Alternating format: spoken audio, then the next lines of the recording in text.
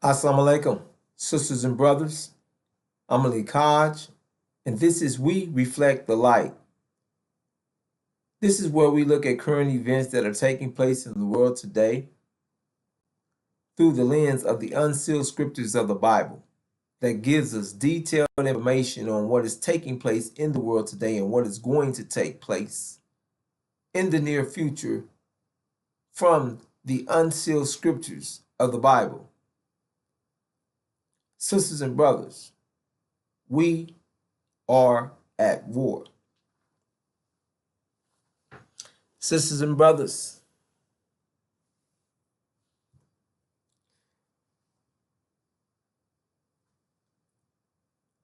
the war in the Middle East,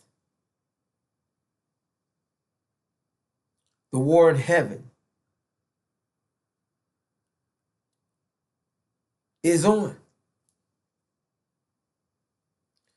This war, sisters and brothers,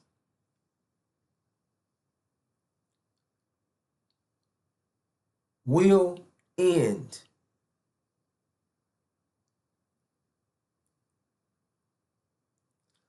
In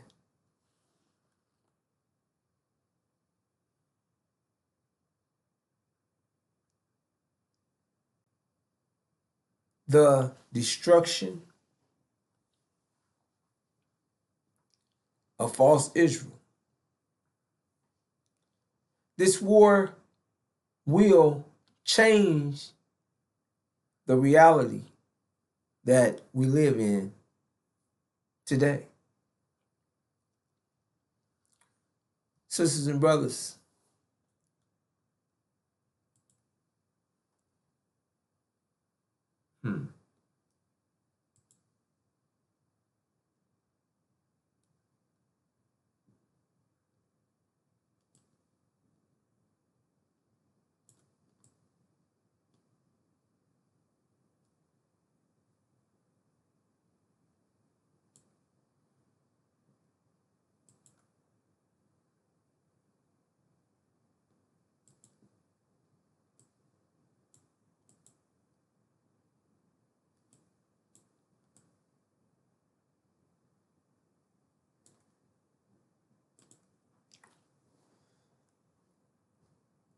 America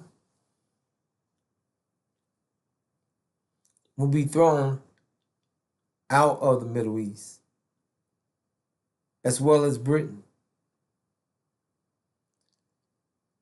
Saudi Arabia will be thrown out the Middle East.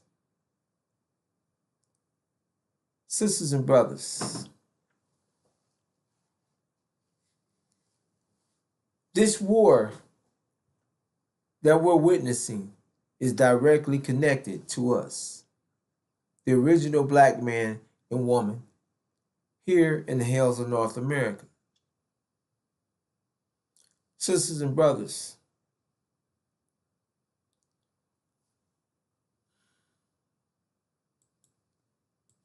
excuse me.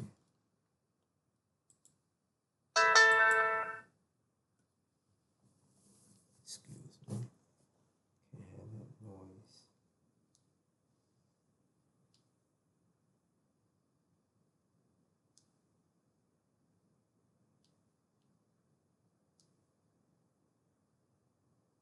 All right.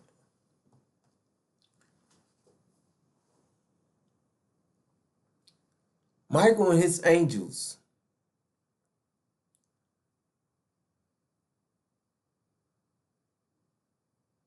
are at war with the dragon and his angels. Michael's angel, Iran, is at war with the dragon and his angels.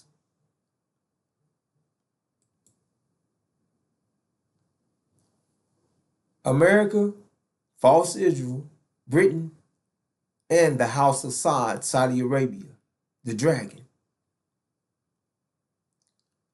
Michael is Master Farad Muhammad. who will soon make his presence felt. Sisters and brothers,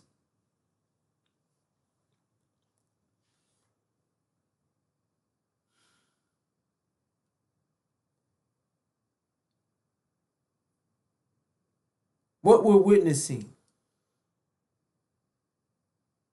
in heaven is going to change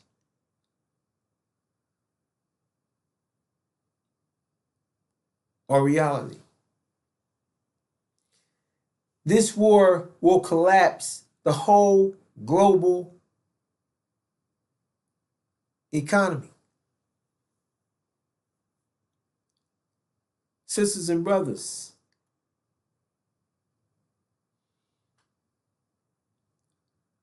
the unsealed scriptures share with us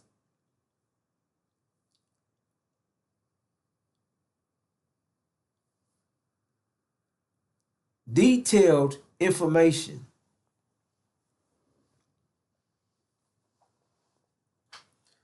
that has given us a front row seat to this conflict. And the outcome of this conflict has already been given to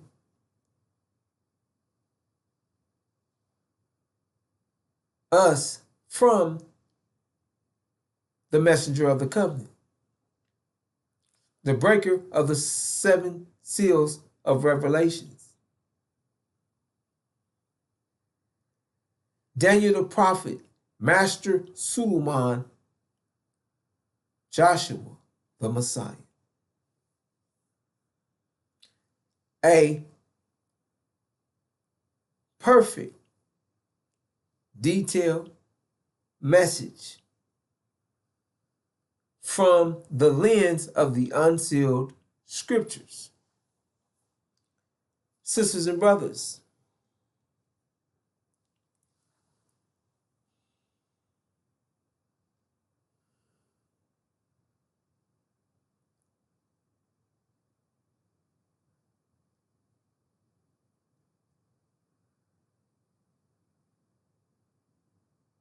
America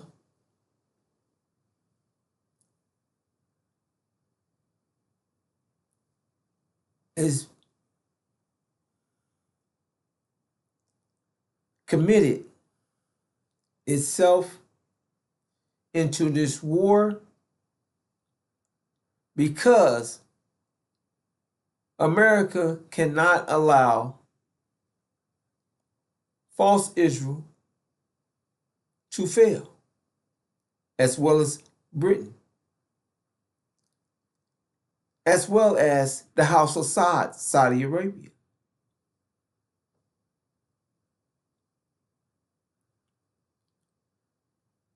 False Israel has been set up by America and Britain to keep or to block,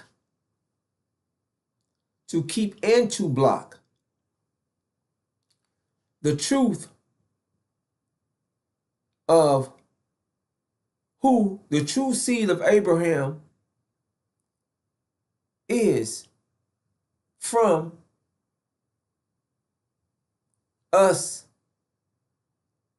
or the original black man and woman here in the hills of North America. Sisters and brothers, this is a lie constructed and drilled into our minds from years of enslavement, torture, drilled into our mind, making us think that if we don't accept this Christianity, this Jesus or Jesus,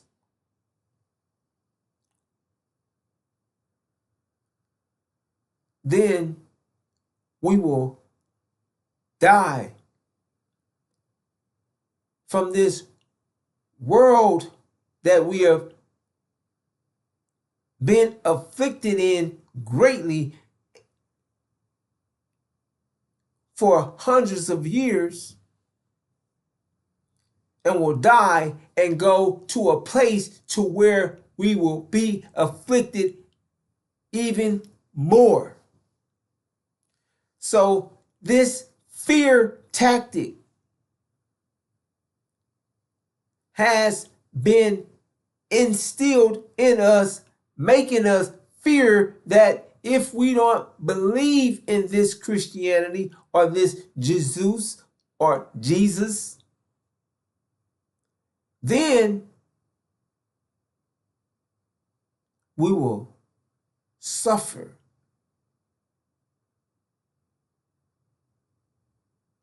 in hell, a hell worse than the hell that we've been suffering in forever and ever. Sisters and brothers,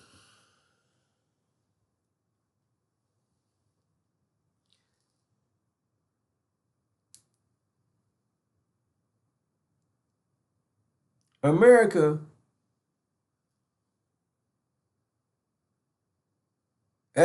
religious eschatology, this Christian eschatology,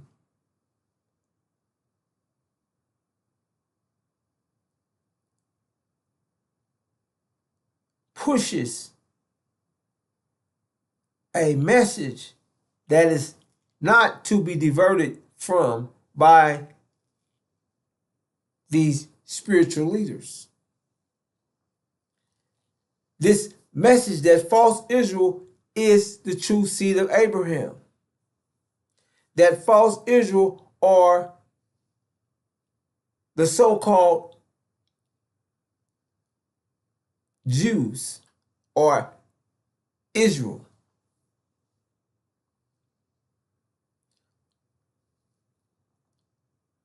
And that false Israel are the people that been in slavery for 400 years in a strange land. And false Israel are the people that have been given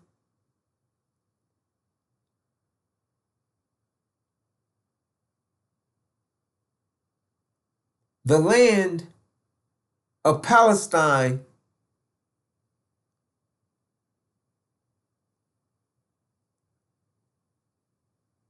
as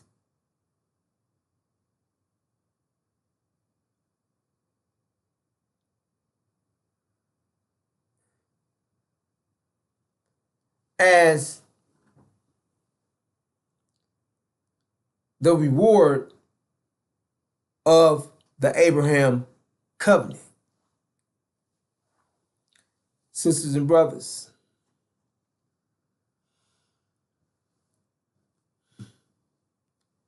now, sisters and brothers,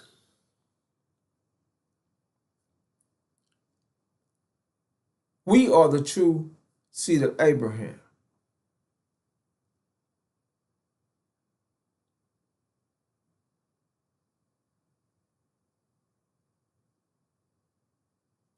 The original black man and woman here in America. Let us do this.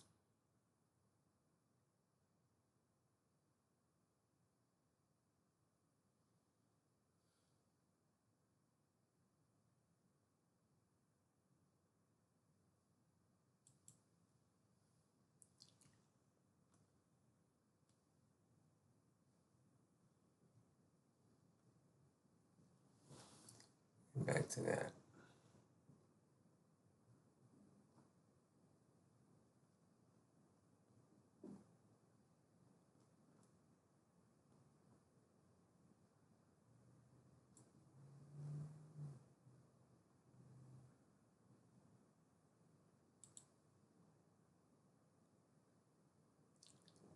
Now, sisters and brothers,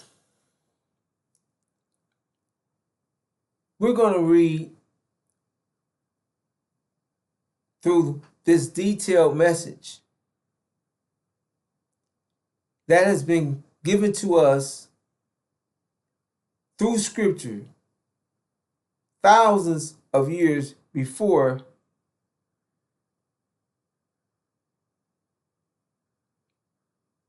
we went through the conditions, and gives us a detailed message of exactly what is going to take place in detail. So we're going to go through the message that was prepared thousands of years ago. Sisters and brothers, this is Genesis 15th chapter of Genesis. I think this is verse 12 through 18. It states, "And when the sun was going down, a deep sleep fell upon Abram, and lo, a horror of great darkness fell upon him. And he said unto Abram, Know of a surety that thy seed shall be sojourners in a land that is not theirs, and shall serve them, and they shall afflict them 400 years. And also that nation whom they shall serve will I judge, and afterwards shall they come out with great substance. But thou shalt go to thy fathers in peace, thou shalt be buried in a good old age, and in the fourth generation they shall come hither again, for the iniquities of the Amorites are not yet full. And it came to pass that when the sun went down and it was dark, behold, a smoking furnace and a flaming torch that passed between these pieces." Sisters and brothers, it clearly states that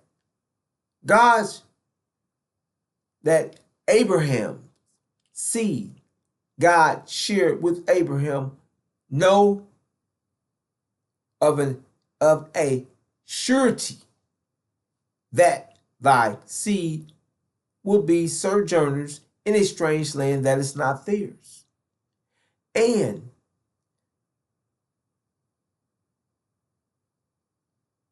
shall serve them, and they shall afflict them 400 years. Sisters and brothers, we have been brought to this strange land, kidnapped, and there's tons of proof, nothing that cannot be proven. We're the sojourners of Abram's seed that is in this strange land and have served this people of this strange land and has been afflicted by the people whom we serve for 400 years. Afflicted, and the affliction was a horror that Abraham seen, what we call the Holocaust. It was horror, horrific torture, affliction. We were labeled and are labeled as 3/5 of an animal in America's Constitution. There were no rights that applied to us. America, this man was able to do whatever he willed to us with no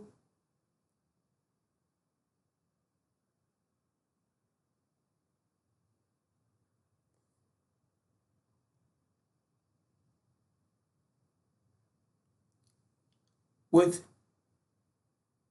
no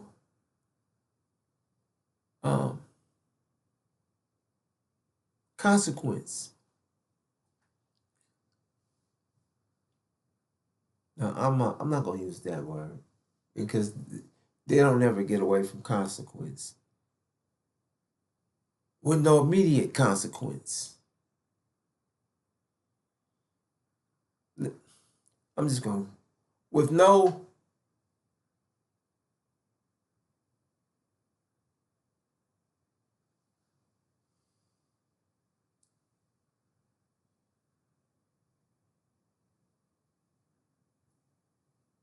problem by the law. Sisters and brothers,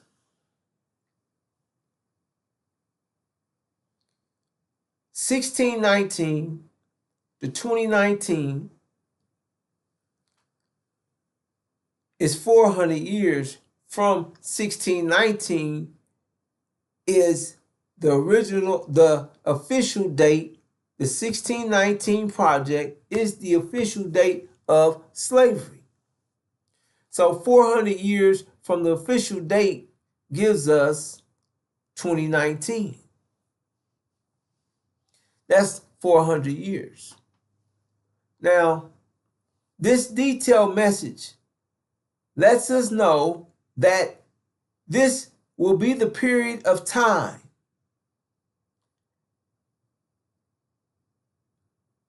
into the judgment. After that 400-year period,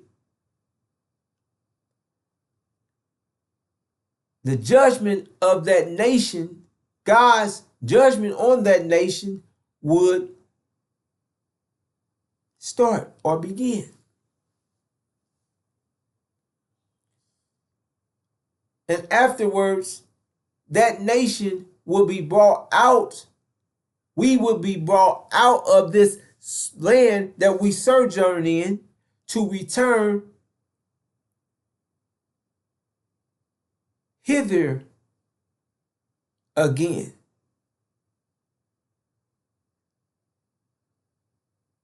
It states, and in the fourth generation they shall come hither again. For the iniquities of the Amorites is not yet full. So we are to return there to the land where Abram had the vision at. Sisters and brothers, this is a detailed message. This message is detailed down to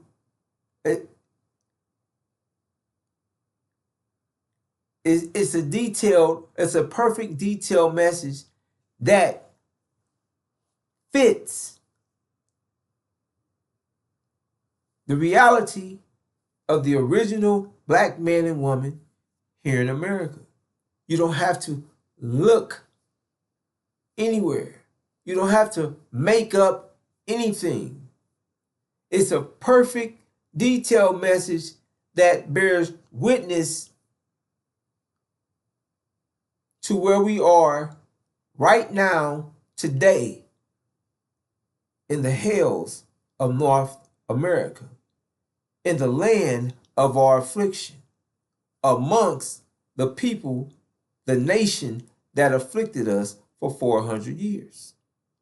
Now, 2020, sisters and brothers, came in with the plague.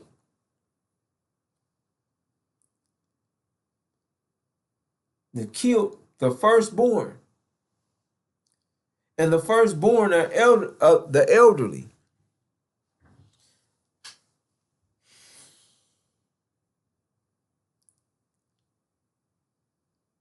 And the plague passed over the original people of the planet.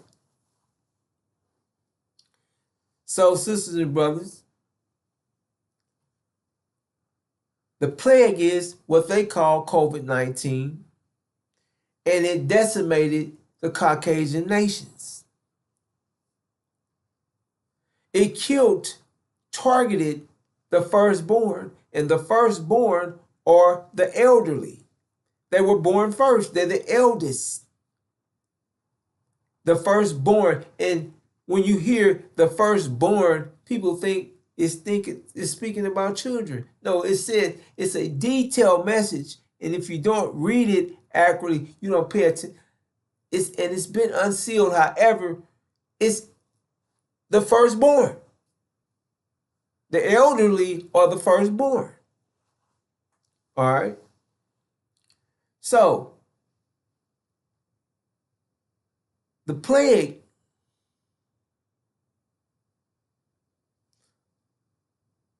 passed us over. Those who had the bloodline of the Lamb, the DNA of the Lamb. Sisters and brothers.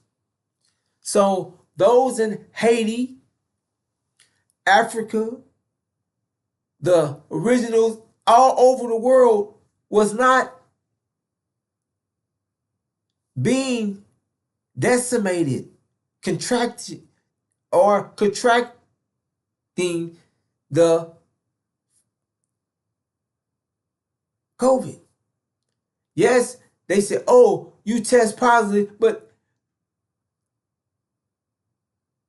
the messenger of the covenant said, don't worry about it. Yeah, maybe you would test positive, but many of us tested positive, but we had no symptoms. So, sisters and brothers, China and the World Health Organization has it written now that you can go find out that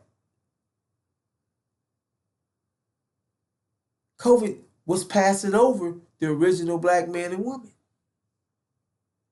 There wasn't any mass fallouts in countries that were primarily original or black. We like to say Asiatic, the original people. So, sisters and brothers,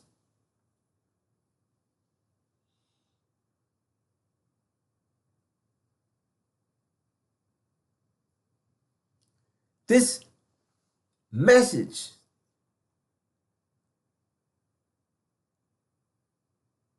is speaking.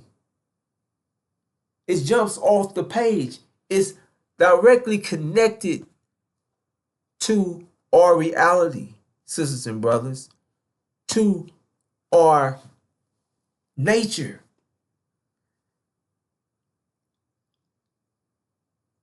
Nothing should be able to separate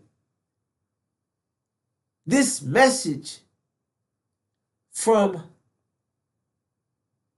your nature, your mind, the understanding of how it resonates with your nature, the truth, the truth that is easily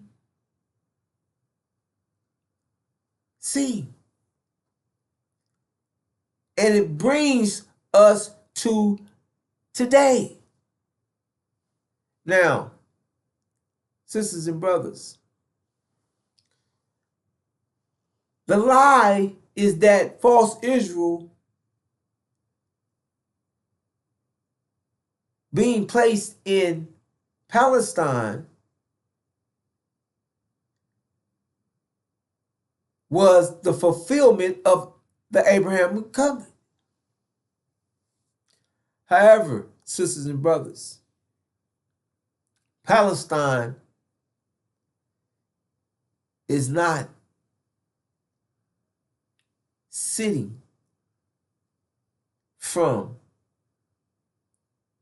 the land,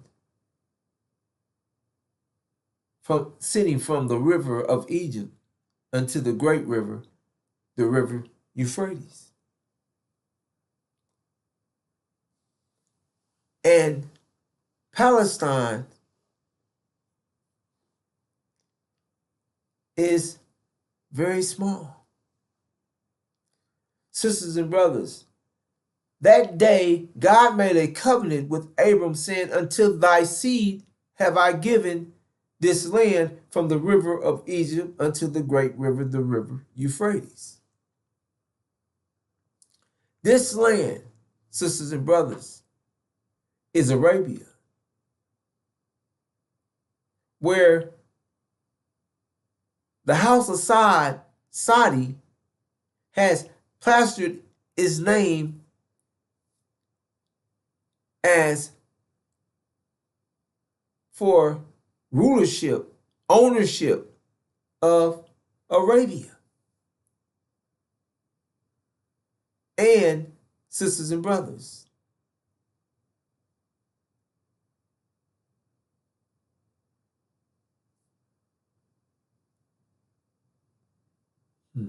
I had his name on the tip of my tongue. However, the house of Saud is being put there as well, protected by Britain and America. Sisters and brothers, the unsealed scriptures of the angel, the gospel of Revelations, shares with us that the house of Saud is not even Muslims. That the house of Saud are Indians from India posing as if they're Arabs.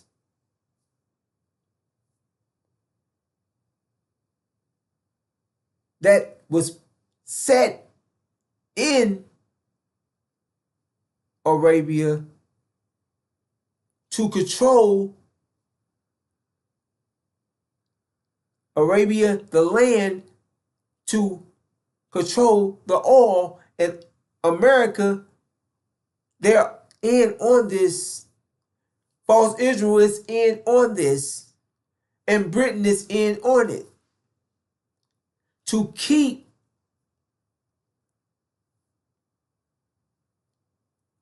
us from knowing who we are.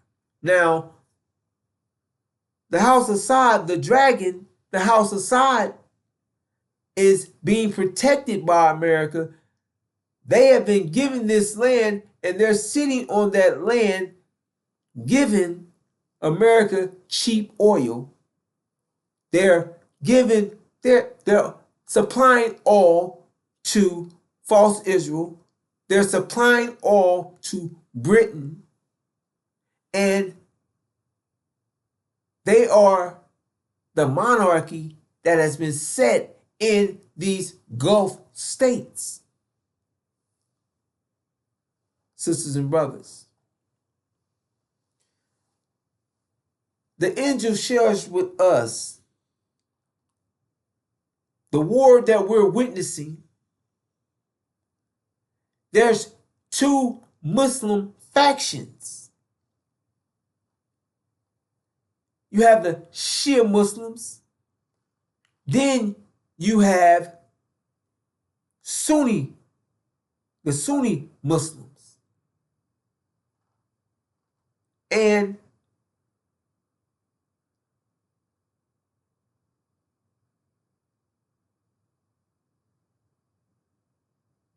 the unsealed scripture shares with us that this war will also become a Sunni Shia conflict. Sisters and brothers, the dragon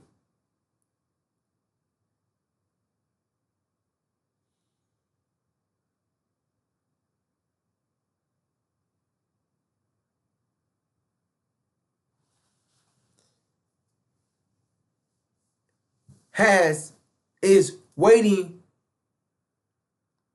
to devour our nation because they know that we're coming for our land. So the House of Saudi Arabia is against Iran, who is Michael's angel, because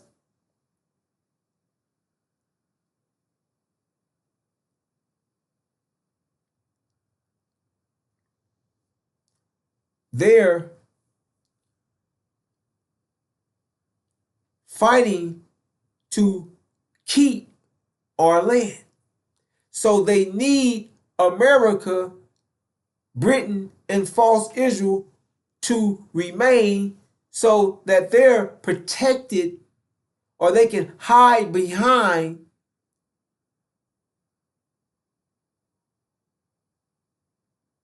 their armies and keep our land.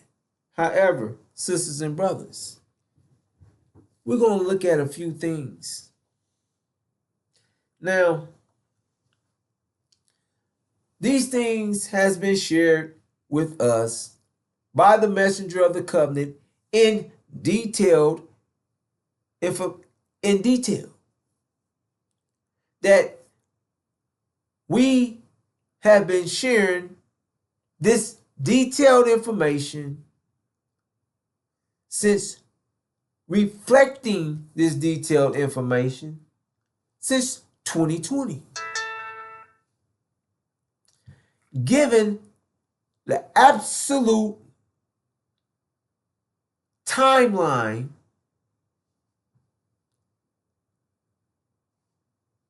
step by step of each and every event from the unsealed scripture that will take place up into right now. The information that's been given in detail through the unsealed scriptures, from the unsealed scriptures, through the messenger of the covenant, gives us the knowledge to the outcome and what happens to each and every country in this arena. Sisters and brothers,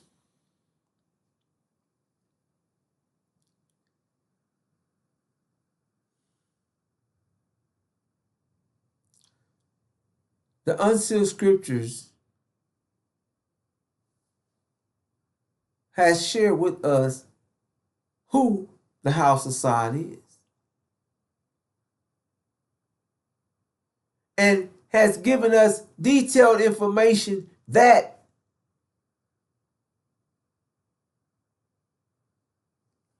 there will be uprisings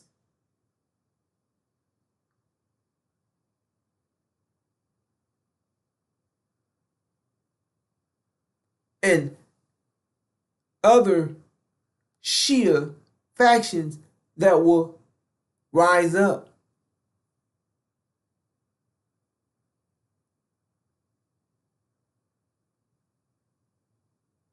Sisters and brothers,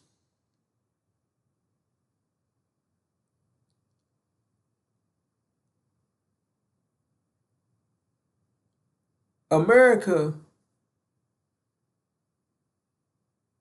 has already lost this war. False Israel refuses to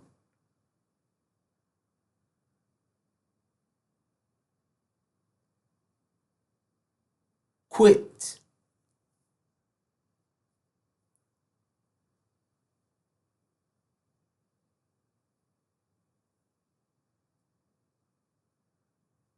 To give up, to submit.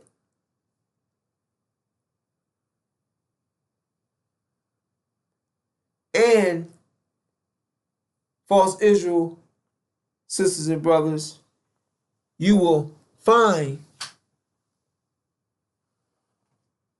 before they end up sieged and destroyed, that they, being false Israel, are willing to drag the world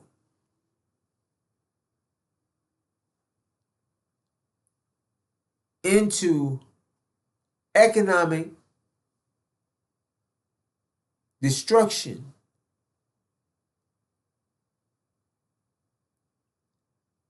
and will attempt to bring the world into a nuclear fallout. Satan and the devil will show their hand, show their nature to the world. Now, sisters and brothers, this war that we're witnessing, when America's thrown out the Middle East, America will go immediately to war with their friend, their brothers, their sisters in Europe. Europe will immediately go to war with America. It will stem from an economic fallout. Sisters and brothers,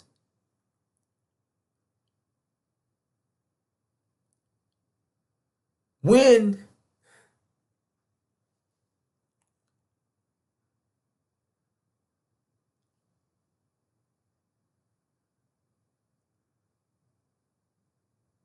this economic fallout takes place, it's not just it's going to cause a halt in the nation's motion, food, jobs, mobility, everything is going to collapse. Now, false Israel is going to cause a world economic collapse.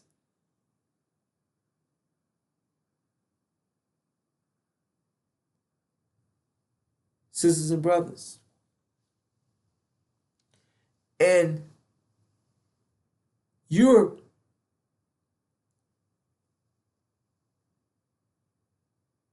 will be offered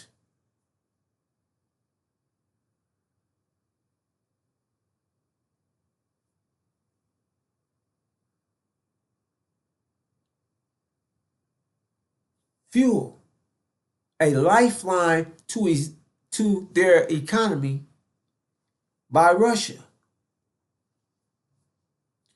Russia will offer Europe a lifeline to their economy if they, Europe, Germany, will fight aside or with Russia against America.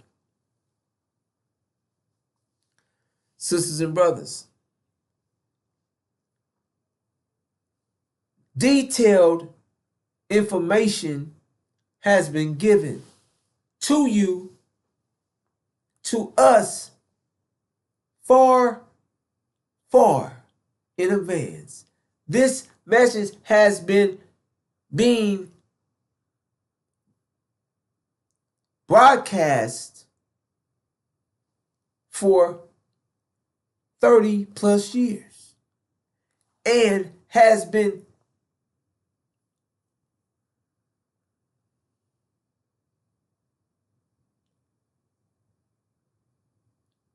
given to us on a day-to-day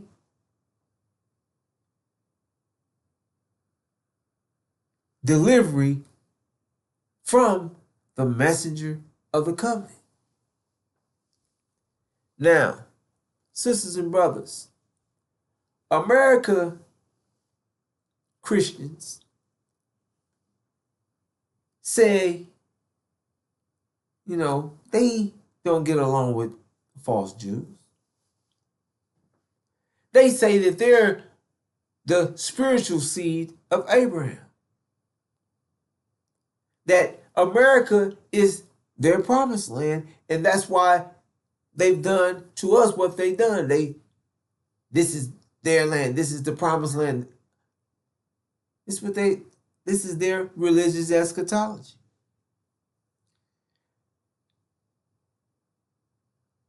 And the false Jews say that they're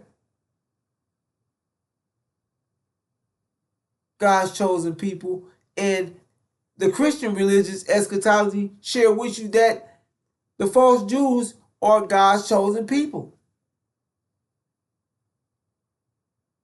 Now,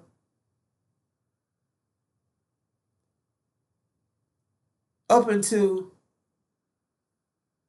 Elijah Muhammad shared with the world that the original black man and woman here in the hills of North America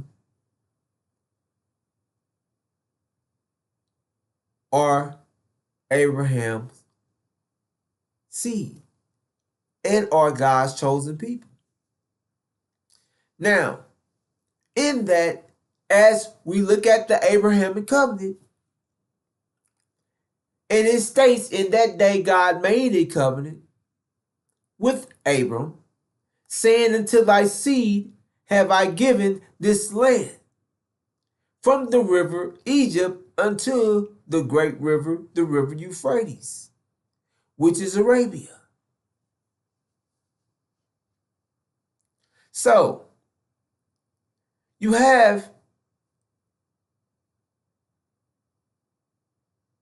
the house of Sod sitting that America placed in Arabia,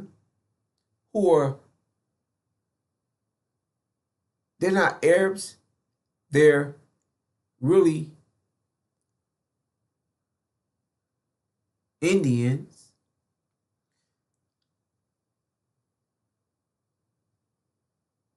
And America protects them so that they can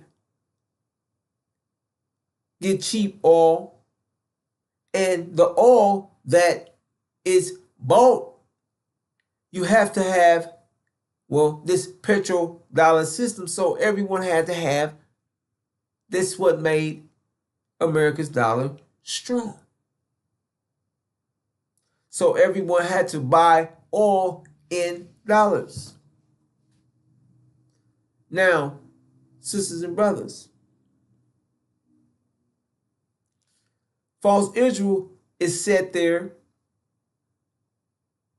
in the Middle East to keep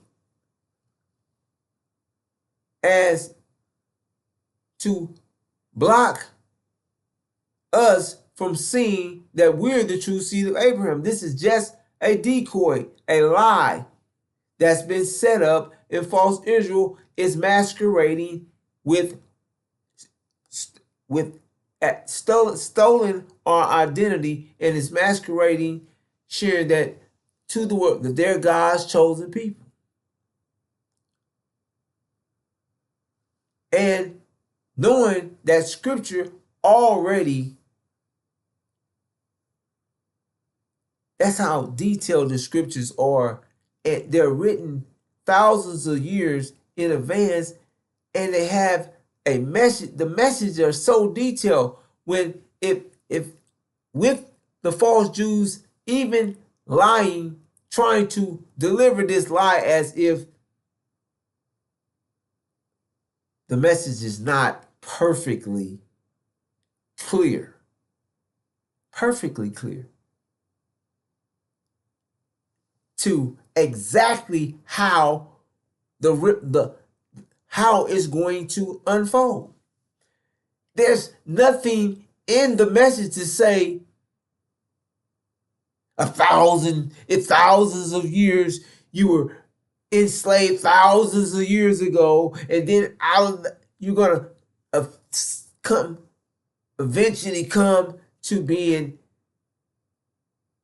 given this. No, it gives detailed information. So even in them claiming that that the Jews was enslaved thousands of years ago, in Moses' time, the scripture even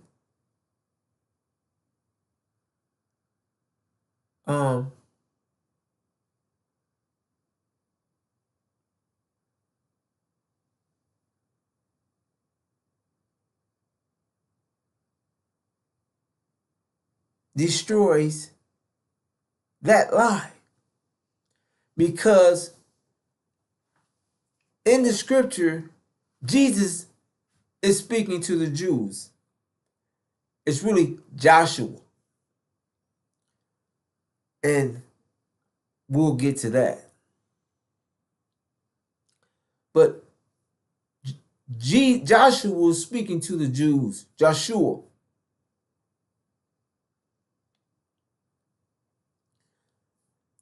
And the Jews, and he shared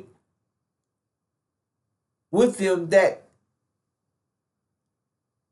I will, this is paraphrasing, make you free. Follow me.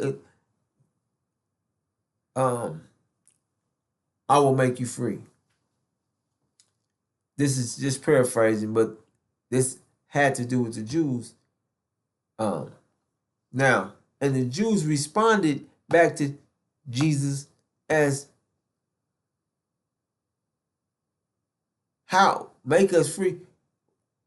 How are you going to make us free? Make us free. They have responded, we have never been up under the foot of no man. We are Abraham's seed, and we have never been up under the foot of no man. So how can you make us free?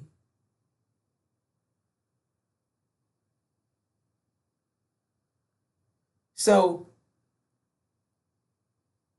that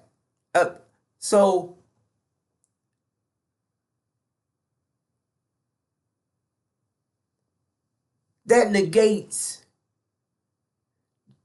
right there that false Israel or the Jews was ever in slavery, because they're speaking on this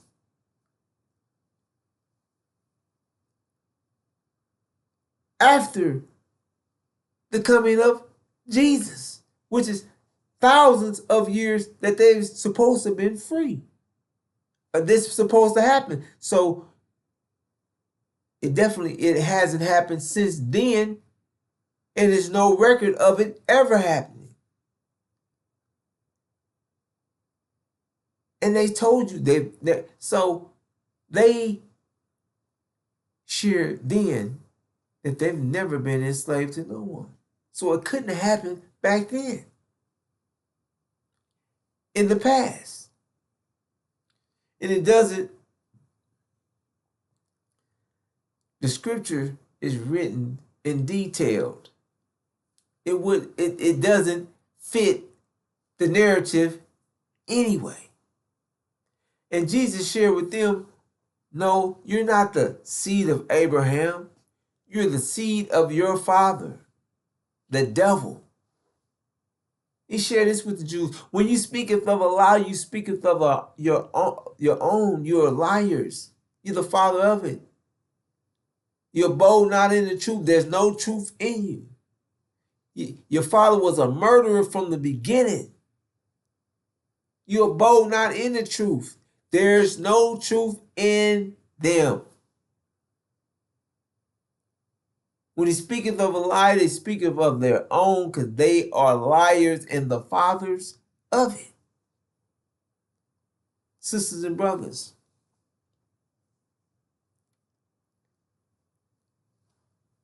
now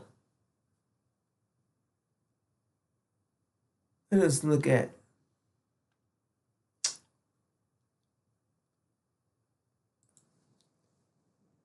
all right, sisters and brothers, we're going to listen to two clips that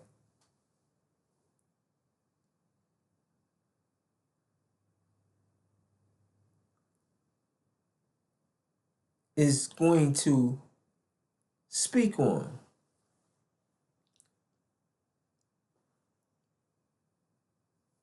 why America is protecting false Israel, supplying false Israel, funding false Israel, because they're blocking and they know who the true seed of Abraham is, and they're using false Israel to block the truth from us, and thinking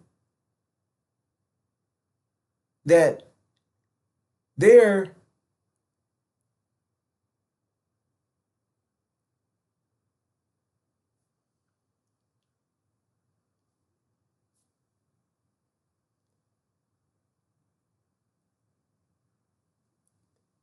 going to use false Israel as they plan to get rid of us. Now, sisters and brothers, this is for the seizure and destruction of false Israel. This is what what they know, and what the understanding will be, what this reality will do to Christianity.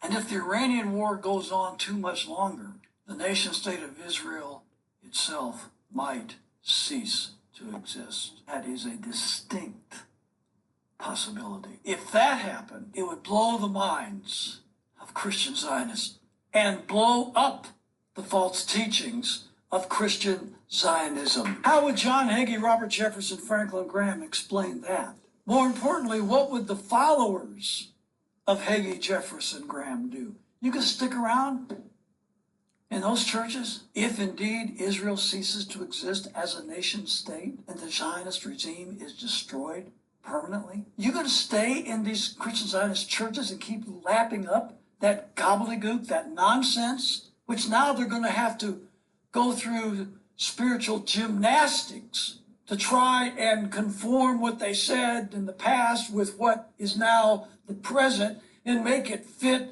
the verses that they've been talking about for the last 75 years. That would be a joy to watch how they explain this from the Bible.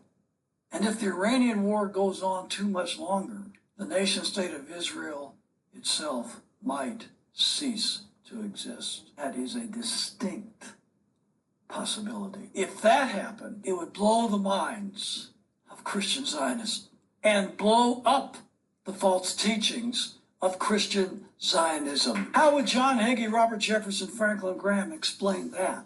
More importantly, what would the followers of Hagee, Jefferson, Graham do? You can stick around in those churches if indeed Israel ceases to exist as a nation state and the Zionist regime is destroyed permanently. You going to stay in these Christian Zionist churches and keep lapping up that gobbledygook, that nonsense, which now they're going to have to go through spiritual gymnastics to try and conform what they said in the past with what is now the present and make it fit the verses that they've been talking about for the last 75 years. That would be a joy to watch how they explain this from the Bible.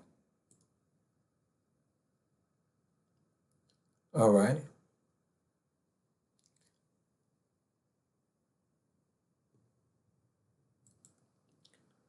All right, sisters and brothers. We're going to look at this other clip and then we'll continue.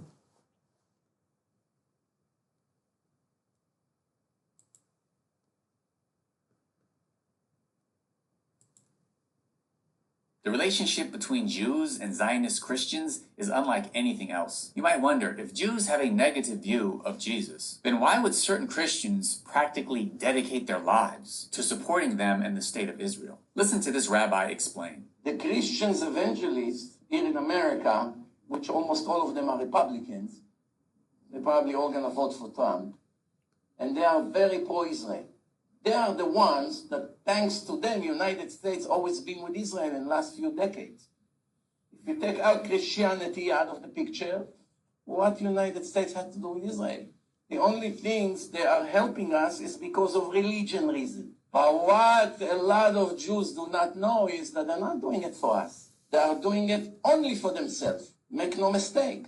They all believe that once we will go back to the Holy Land, and J.C. Penney will show up to redeem the world, he will put us all to be burned in hell. That's what they believe, because we never accepted him, and we won't accept him. So why they want to help us to take over Israel, to win against the Arabs, make sure the Jews go, why they pay all these organizations that sponsor Aliyah? A lot of the people who made Aliyah, it's Christian money. All the airfare, it's all come from them. There's some reform rabbis who have connection with them. They get hundreds of millions of dollars donation from them. Rabbis from Manhattan, from Texas. Why they are so generous? Why are they donating money to Israel? What do they care about Israel? The answer is because they believe the Messiah would come. They just have the wrong identity of the Messiah. That's it. They believe that it's actually JC.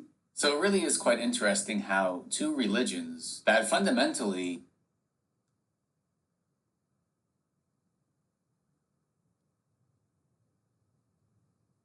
Now, sisters and brothers,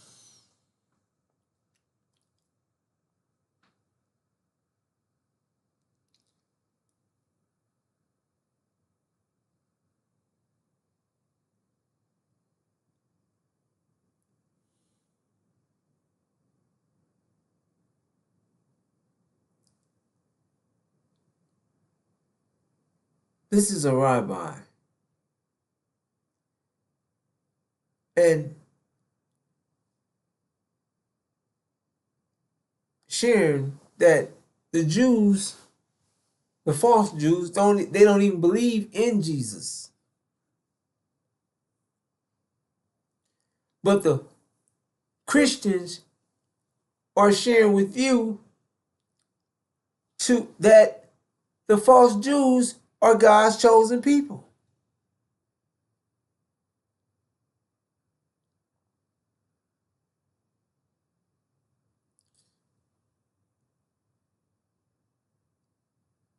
This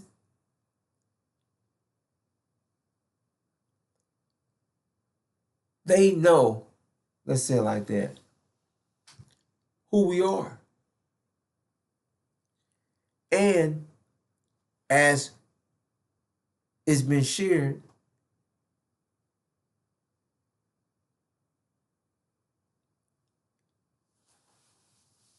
false Israel's destruction is near. This is going to bring the destruction of false Israel. False Israel destruction is going, this is it for false Israel. Now,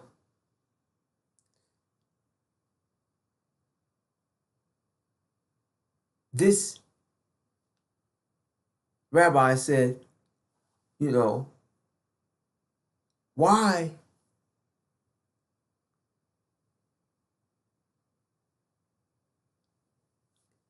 this is this their whole concept, their whole reason for backing false Israel is because of Christianity, their religious eschatology.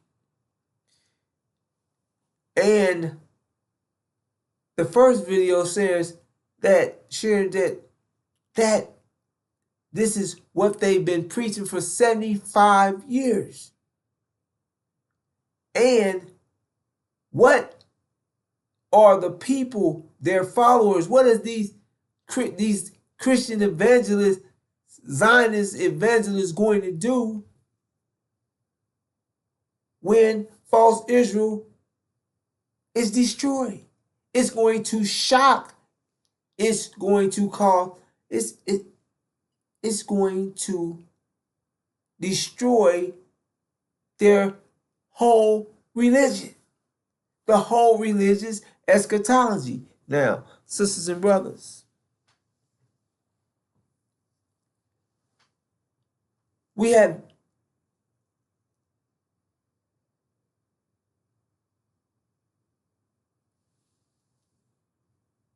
false Israel's destruction. And then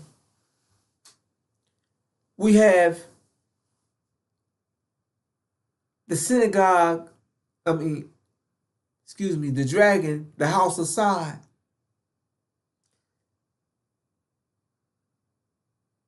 the monarchy of the Sunni faith,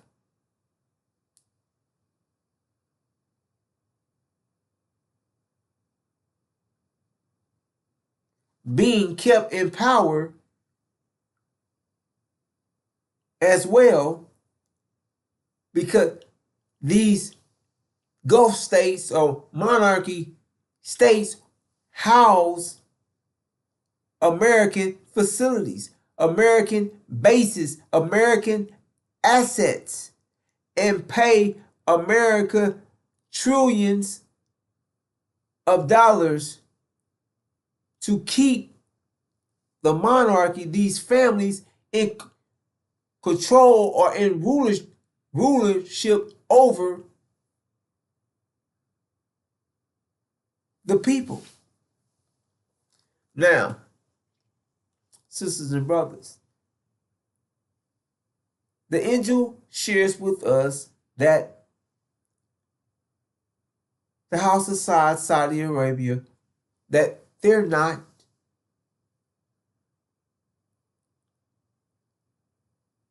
even Arabs, that they're Indians,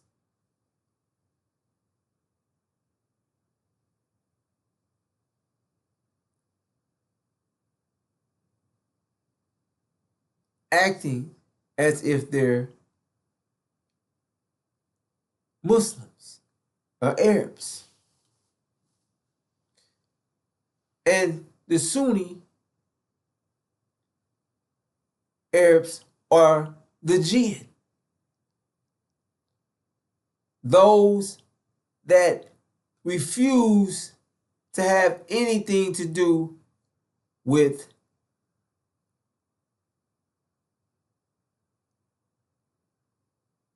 Adam or America, Britain, anything to do with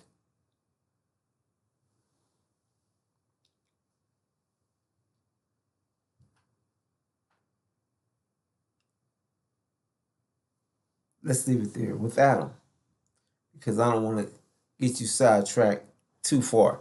Now, let's get back to the house of Saudi Arabia. Now, sisters and brothers, do this.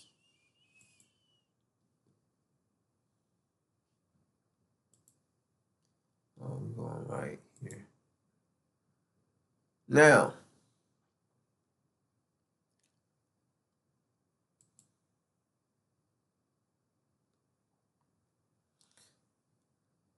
it says here in the Jerusalem Post that Saudi royal family are descendants of Jews who fought Muhammad, Iranian general. The commander of Iran's Navy said in a speech on January the 7th that the modern day Saudi Arabia royal family are descendants of Jews who fought early Muslim tribes.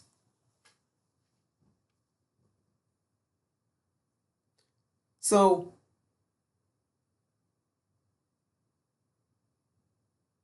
sisters and brothers,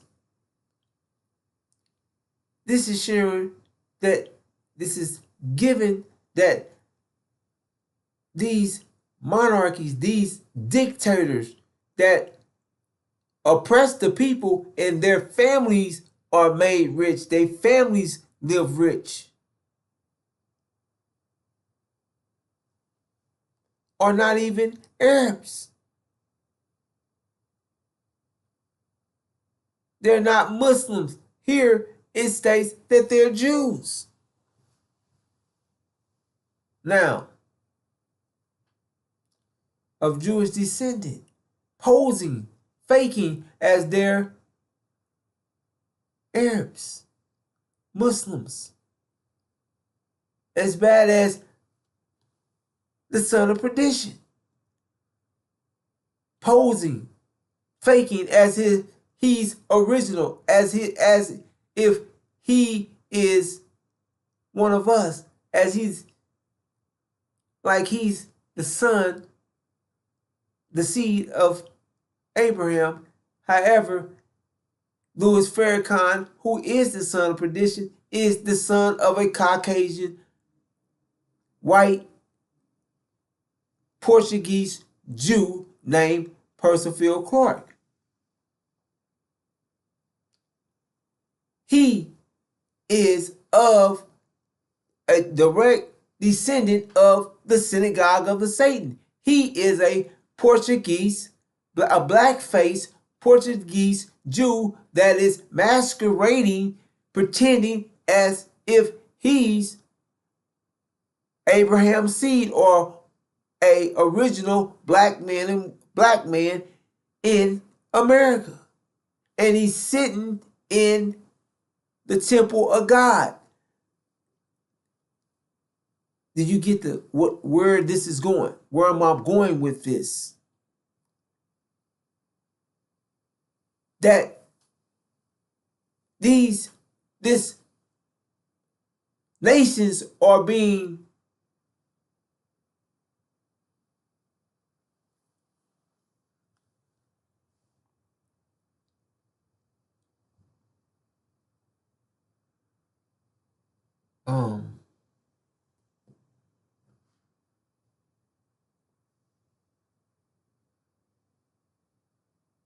hijacked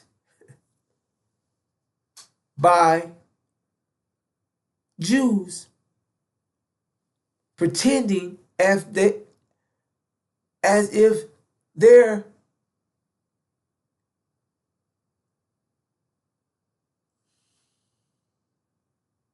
the people of that nation,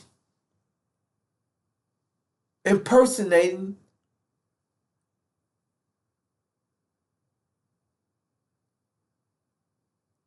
the people with their features.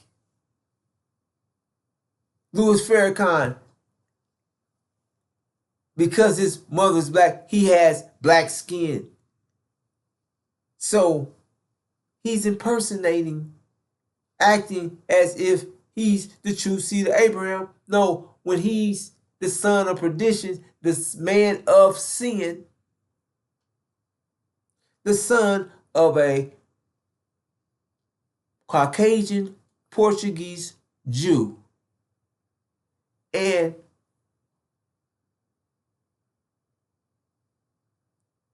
you can easily look that up, sisters and brothers. Now, sisters and brothers, it states here, let's look at it a little bit. The commander of Iran's Islamic Revolutionary Guard Corps Navy said on January 7th that the ruling royal family of Saudi Arabia were actually Jewish, and that their conflict with Iran harkens back to the 7th century battles between Muslim and Jewish tribes. The speech was aired on Iran's Bashir TV and translated by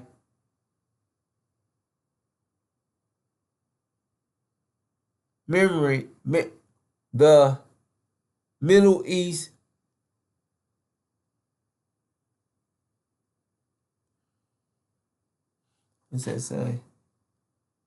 Media Research Institute. You can look that up and do more investigation if you like to. But this, where we going with this? Sisters and brothers, the dragon knows who we are.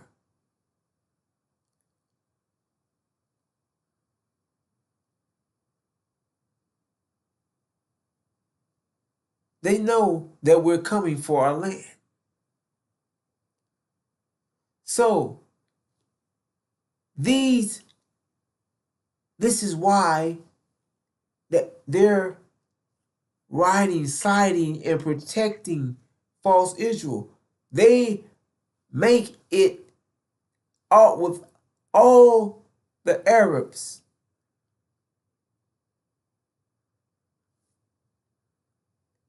Fastly can easily take out false Israel if they wanted to.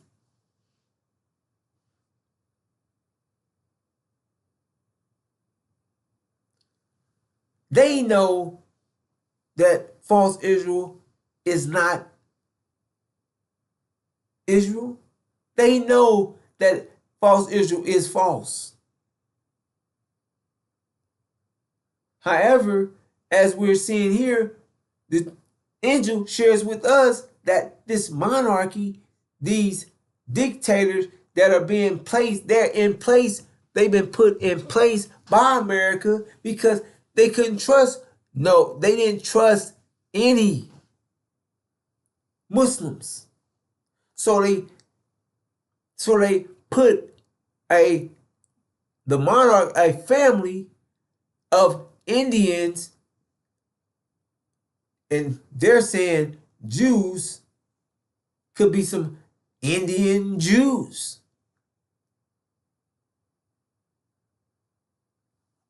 That's been placed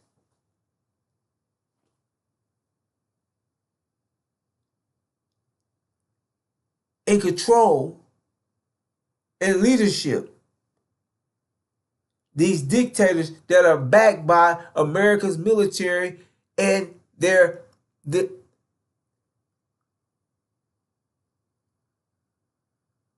and the money that they generate from their natural resources. Now,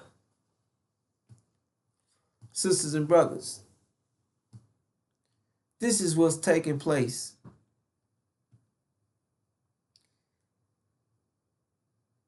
in heaven in the Middle East. Now,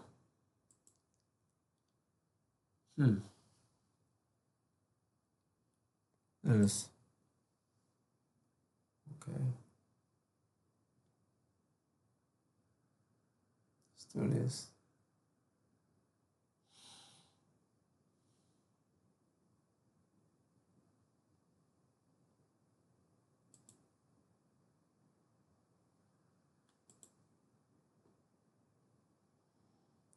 All right.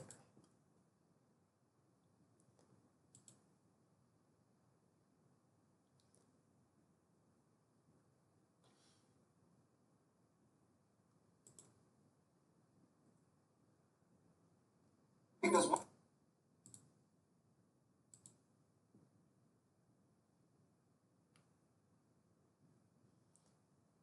what is unfolding in the Persian Gulf is nothing short of a historic earthquake. In the last few hours, the unthinkable has happened. King Hamad bin Isa al Khalifa, the man who has ruled Bahrain with an iron fist for nearly 3 decades, has reportedly fled the country. It wasn't a planned state visit, and it wasn't a diplomatic tour. It was an evacuation.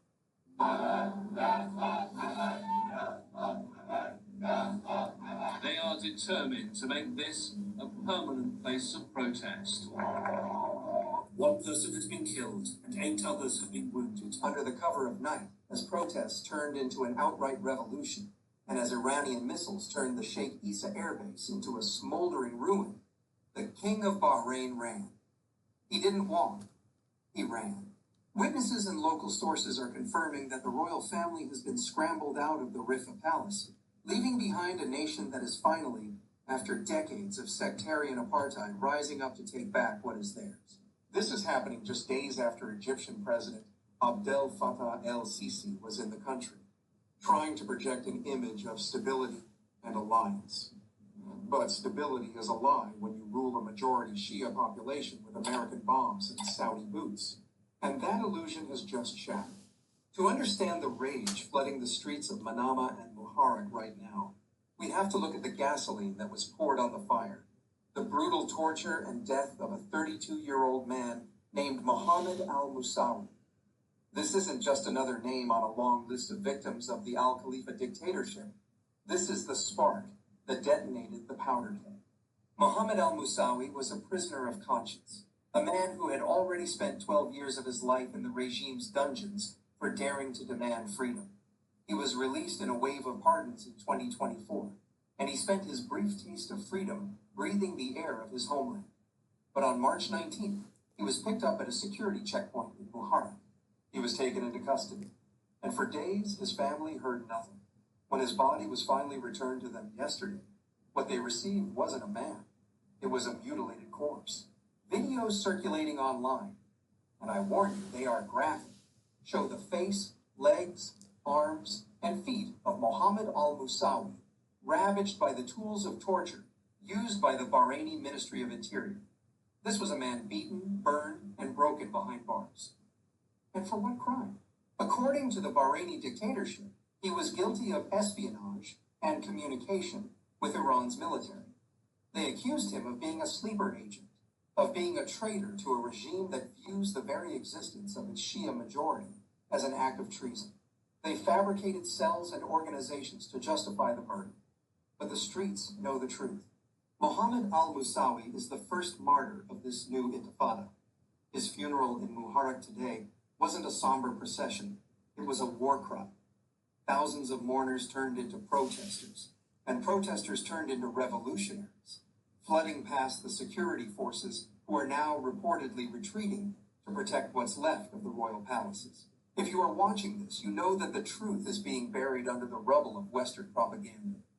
We are one of the only channels bringing you the raw reality of what is happening in the Persian Gulf. The Empire doesn't want you to see these images. They don't want you to know that the people of Bahrain are finally breaking their chains. We need your help to keep this message alive. Hit that like button, not just for the algorithm, but to tell the establishment that we see through their lies. Share this video with everyone you know. Drop a comment. Even if it's just a dot or a single word of solidarity for the people of Bahrain, let them know we are watching. And if you haven't already, subscribe to this channel. Subscribe to support honest journalism. Subscribe because the corporate media will never tell you the truth about the wars being fought in your name. Now, if you want to understand why we are here today, you have to understand the rot at the core of the Al Khalifa dynasty. This is a family that has been clinging to power through a mix of British colonialism, American militarism, and Saudi bribery since the 18th century. But the modern story is the story of a Sunni minority that rules a Shia majority through fear and foreign intervention. King Hamad, who just fled, inherited a country that was always a powder keg. In 2011, during the Arab Spring, the people of Bahrain rose up, occupying the Pearl Roundabout, demanding not to topple the monarchy, but simply to have a constitutional government, a voice, a seat at the table. How did the Al Khalifa respond? They begged Saudi Arabia to invade. The Saudi military rolled across the King Fahd Causeway with tanks and troops, crushed the protest, and helped the Al Khalifa regime impose a brutal security lockdown. That was the moment the West showed its true colors. Obama said nothing. Biden said nothing. Trump, who came later, called the king a great friend. The regime didn't just survive, it thrived because it understood one simple truth. The United States doesn't care about Bahrainis, it cares about the base. So the dynasty has spent the last decade and a half doubling down on sectarian division. They import Sunni mercenaries from Pakistan and Syria to staff the security forces, pitting foreigners against the local Shia population to break any sense of solidarity. They tell Washington that any reform is a victory for Iran, and they use the fear of Tehran to justify the imprisonment of children. It is a house of cards held together by American air power and Saudi oil money. But those cards are falling. Now, let's talk about the elephant in the room, the gaping silence from the Western media, and help the Al Khalifa regime impose a brutal security lockdown. That was the moment the West showed its true colors. Obama said nothing. Biden said nothing. Trump, who came later, called the king a great friend. The regime didn't just survive, it thrived because it understood one simple truth. The United States doesn't care about Bahrainis, it cares about the base. So the dynasty has spent the last decade and a half doubling down on sectarian division. They import Sunni mercenaries from Pakistan and Syria to staff the security forces, pitting foreigners against the local Shia population to break any sense of solidarity. They tell Washington that any reform is a victory for Iran, and they use the fear of Tehran to justify the imprisonment of children. It is a house of cards held together by American air power and Saudi oil money. But those cards are falling. Now, let's talk about the elephant in the room, the gaping silence from the Western media. Where is CNN? Where is the BBC? Where are the headlines demanding democracy and human rights? They are silent. They are mute. They are mute for one reason, and one reason only. Bahrain hosts the United States Navy Fifth Fleet. That's it. That is the entire explanation for the hypocrisy that stinks to high heaven. For years, the American establishment has fed us a narrative that they are the global champions of freedom, that they weep for the people of Iran under the tyranny of the Islamic Republic. They pour billions into propaganda. They sanction nations. They even launch wars in the name of democracy. They don't see a population crying out for liberation. They see a strategic asset. They see a parking spot for their warships and a launching pad for their illegal genocidal war on Iran. The silence is complicity. The silence is an endorsement of the torture that killed Mohammed al-Musawi. The United States wants democracy for the people of Iran because Iran refuses to bow to Washington. But for Bahrain, a country that acts as a mercenary base for American power, silence is golden and dictatorships are rewarded. And here is where the hypocrisy gets even more absurd. While the Al Khalifa regime is crying about peace and neutrality, claiming they are just a small, peaceful nation trying to stay out of the conflict, they are literally allowing their desert sands to be used as a launch pad for attacks on the Iranian people. For weeks now, the United States has been using Bahraini territory to stage airstrikes against Iran. The Sheikh Issa Air Base, located just south of Manama, has been a central hub for American fighter jets, bombers, and drones that are currently dropping ordnance on Iranian infrastructure. The king stood up and pretended to be a mediator, pretending that Bahrain was a neutral party, a voice of reason. But his country was the forward operating base for an illegal war of aggression. It was only a matter of time before the Iranian military responded. And respond they did. We are now seeing reports that Iranian missiles and drones have devastated the Sheikh Issa Air Base. We're not talking about minor damage. We are talking about the destruction of command centers, the obliteration of aircraft fuel depots, and hangars housing advanced P-8 surveillance aircraft and MQ-9 Reaper drones being blown to pieces. Video footage shows massive plumes of smoke rising over what used to be the headquarters of the U.S. Navy's Central Command. The irony is lost on no one. The king invited the Americans to use his country as a shield to attack Iran, and Iran simply knocked the shield out of his hand. He bet his kingdom on the idea that the U.S. military could protect him, but the U.S. military couldn't even protect its own hangars. As the king flees, the question on everyone's mind is, where is he going? He isn't going to a summer home in Europe. He's going to Saudi Arabia. He's crossing that same causeway that the Saudi tanks used to crush his people back in 2011. But this time, he's running in the opposite direction. He will seek refuge in Riyadh, hoping that his Saudi patrons will find a way to prop him up. But even Riyadh is on fire right now. Saudi Arabia is watching its own Shia population in the eastern province, the province that sits on top of 90% of the kingdom's oil. And those people are watching Bahrain. They are watching their brethren break free. The Saudi National Guard is stretched thin, and the Americans are too busy losing their bases to protect a fallen king. If the Al Khalifa regime collapses entirely, the vacuum left behind is terrifying for Washington. You have a Shia majority population armed with a revolutionary fervor sitting just across the causeway from the world's most important oil fields. The Iranian military does not need to invade. They don't need to send a single soldier. The liberation of Bahrain would be an ideological victory that would send shockwaves through every Gulf monarchy. The United States is terrified of this outcome, and that is why they have been trying desperately for days to hold the regime together. But you cannot hold a dictatorship together with airstrikes when your water supply is gone and your army is melting away. So here we are. King Hamad bin Isa al Khalifa wanted to be the guardian of a dynasty. Instead, he will be remembered as the man who lost it. He wanted to be the protector of the American empire in the Gulf. Instead, he has become its casualty.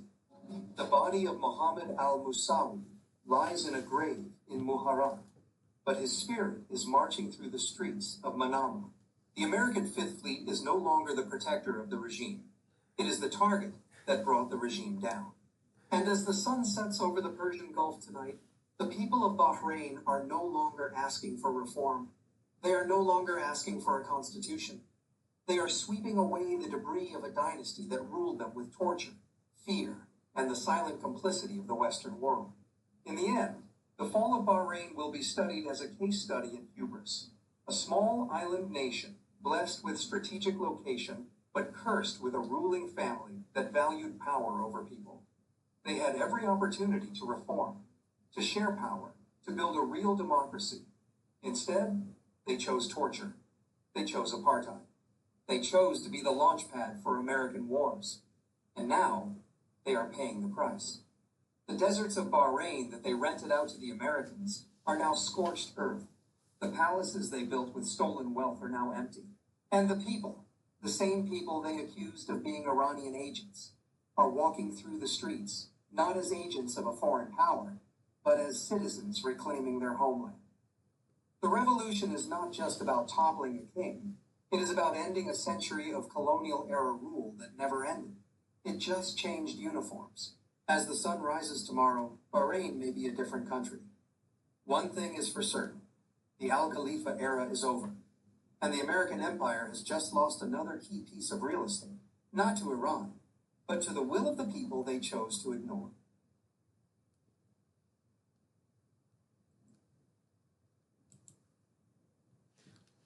All right, sisters and brothers. Now,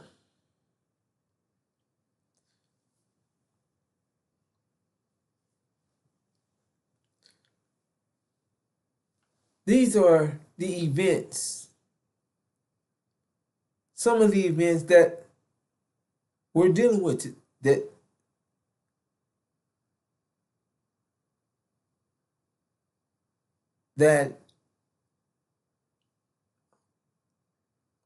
are being dealt with right now in real time in this conflict,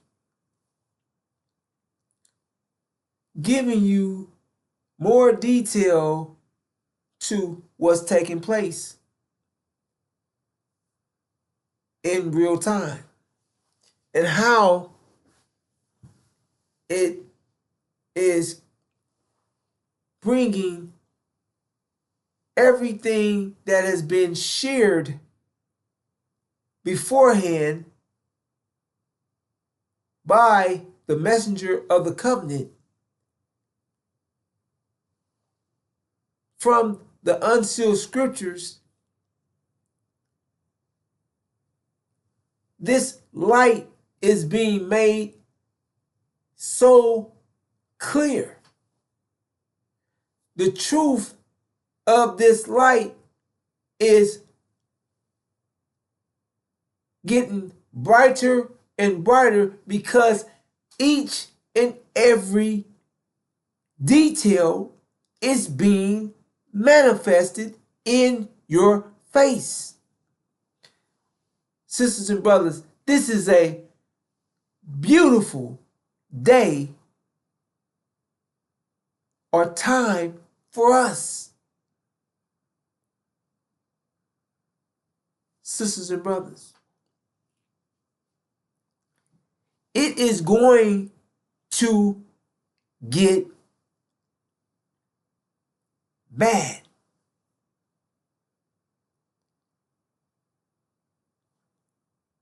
This is shared through scripture, a time of unprecedented trouble. Like unprecedented mean a time like never before. Never before. Now, sisters and brothers,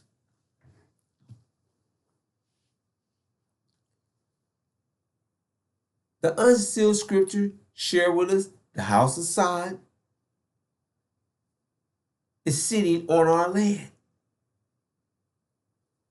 Their implant from India now is even shared that they may be Indian Jews, but the angel shares with us that they're Indians. Now, they may be Indian Jews that have been put into rulership as the royal family by British imperialism in America, keeping them in power. Sisters and brothers, and they are collapsing. And you can see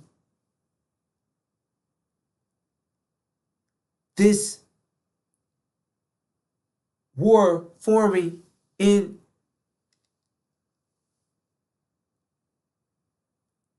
to a Muslim Shia Sunni conflict.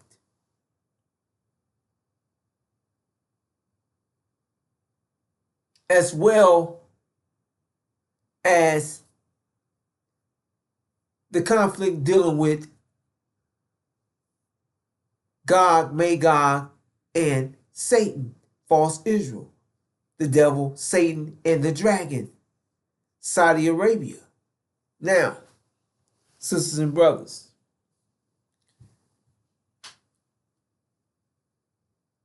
let us move on.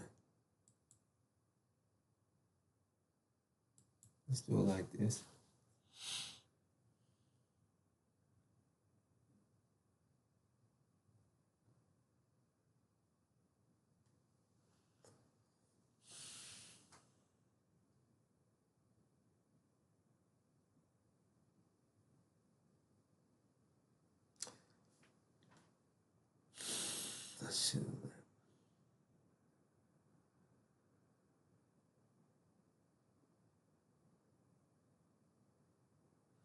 All right. Before we move on, sisters and brothers,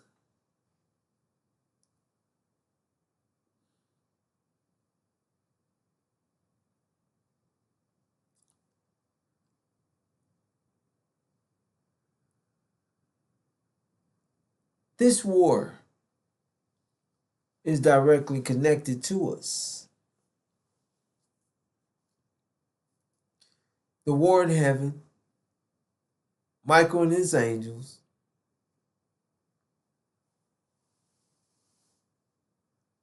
versus the dragon and the angels of him.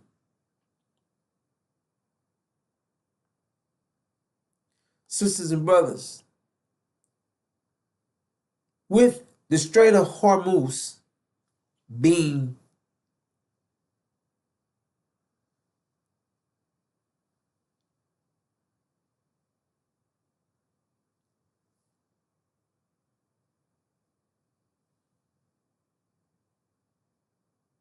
closed, and Iran using the Strait of Hormuz, as a tool against the West.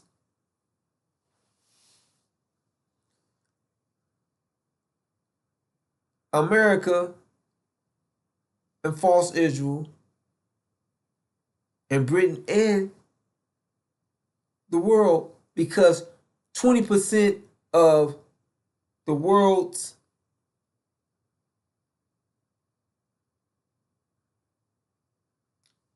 gas and oil supplies come through the Strait of Hormuz every day. Now, this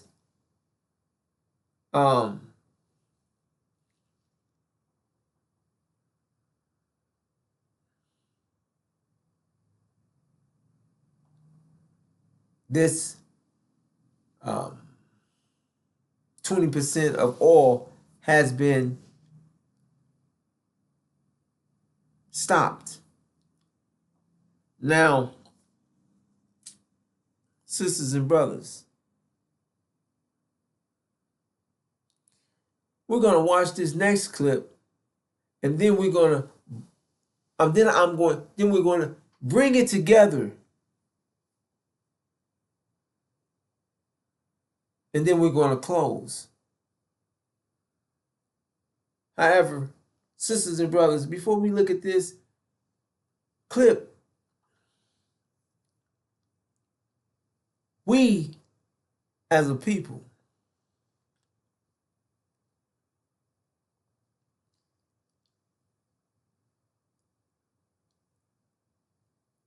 have to experience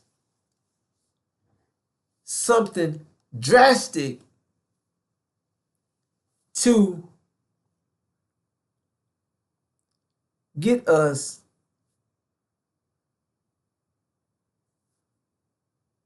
to see reality, to use our mind to snap us out of, to wake us up, to snap us out of this American dream, to snap us out of this dead state, we something drastic to jump start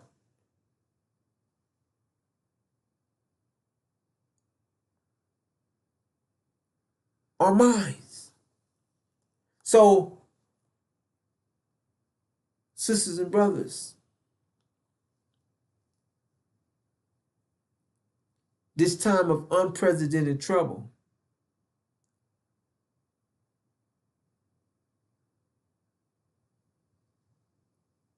this time like never was, like we about to go through a time like never before. Never that worse than the Holocaust, worse than our 400 years of slavery. It says unprecedented trouble. We are about to go through this, sisters and brothers.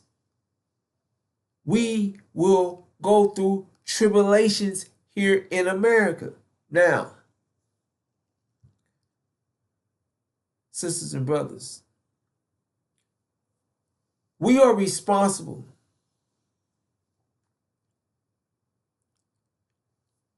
for our nation. We're responsible for our brothers. We're responsible for our sisters. We're responsible for ourselves.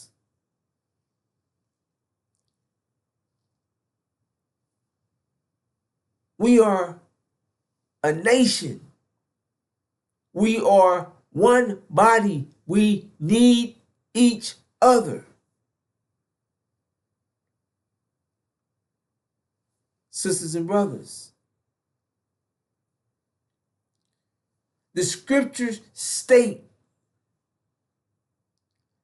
that many of our people are going to lose their lives.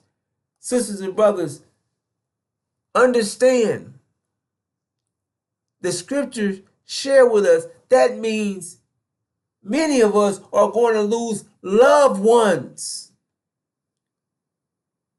because they are going to lack the knowledge that they need to be informed of what's taking place, informed of this absolute perfect, clear message that is being given to us. This is not to condemn you or us.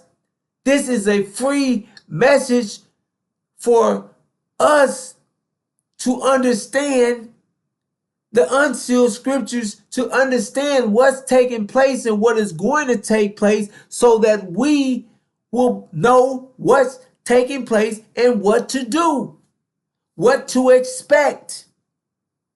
Sisters and brothers, this is the great time for us if you know this knowledge. If you understand this message is a way out, a way home.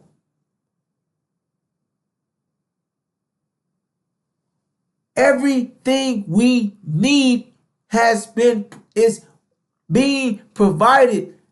We have everything we need. You have to understand this message. You have to let go of the lies and the deceit.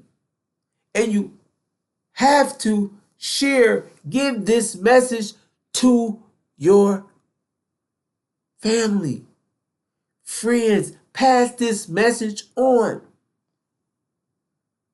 Sisters and brothers,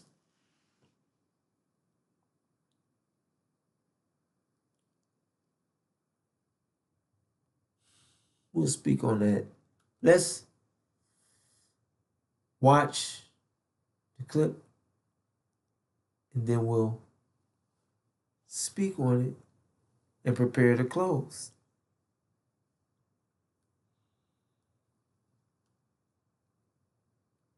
I'll do that next.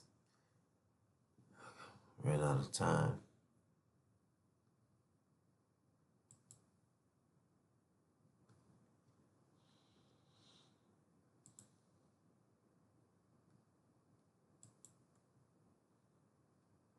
I need to talk to Black America right now because nobody is breaking this down for us. There is a war happening in the Middle East. Bombs are falling on Iran across 24 provinces. The Strait of Hormuz, the waterway where 20% of the world's oil passes through every single day, has been shut down. Oil tankers are sitting still. Supply chains are freezing. And I need you to understand what that means for your life. Not in some abstract geopolitical way. I mean your gas tank, your grocery bill, your rent, your job.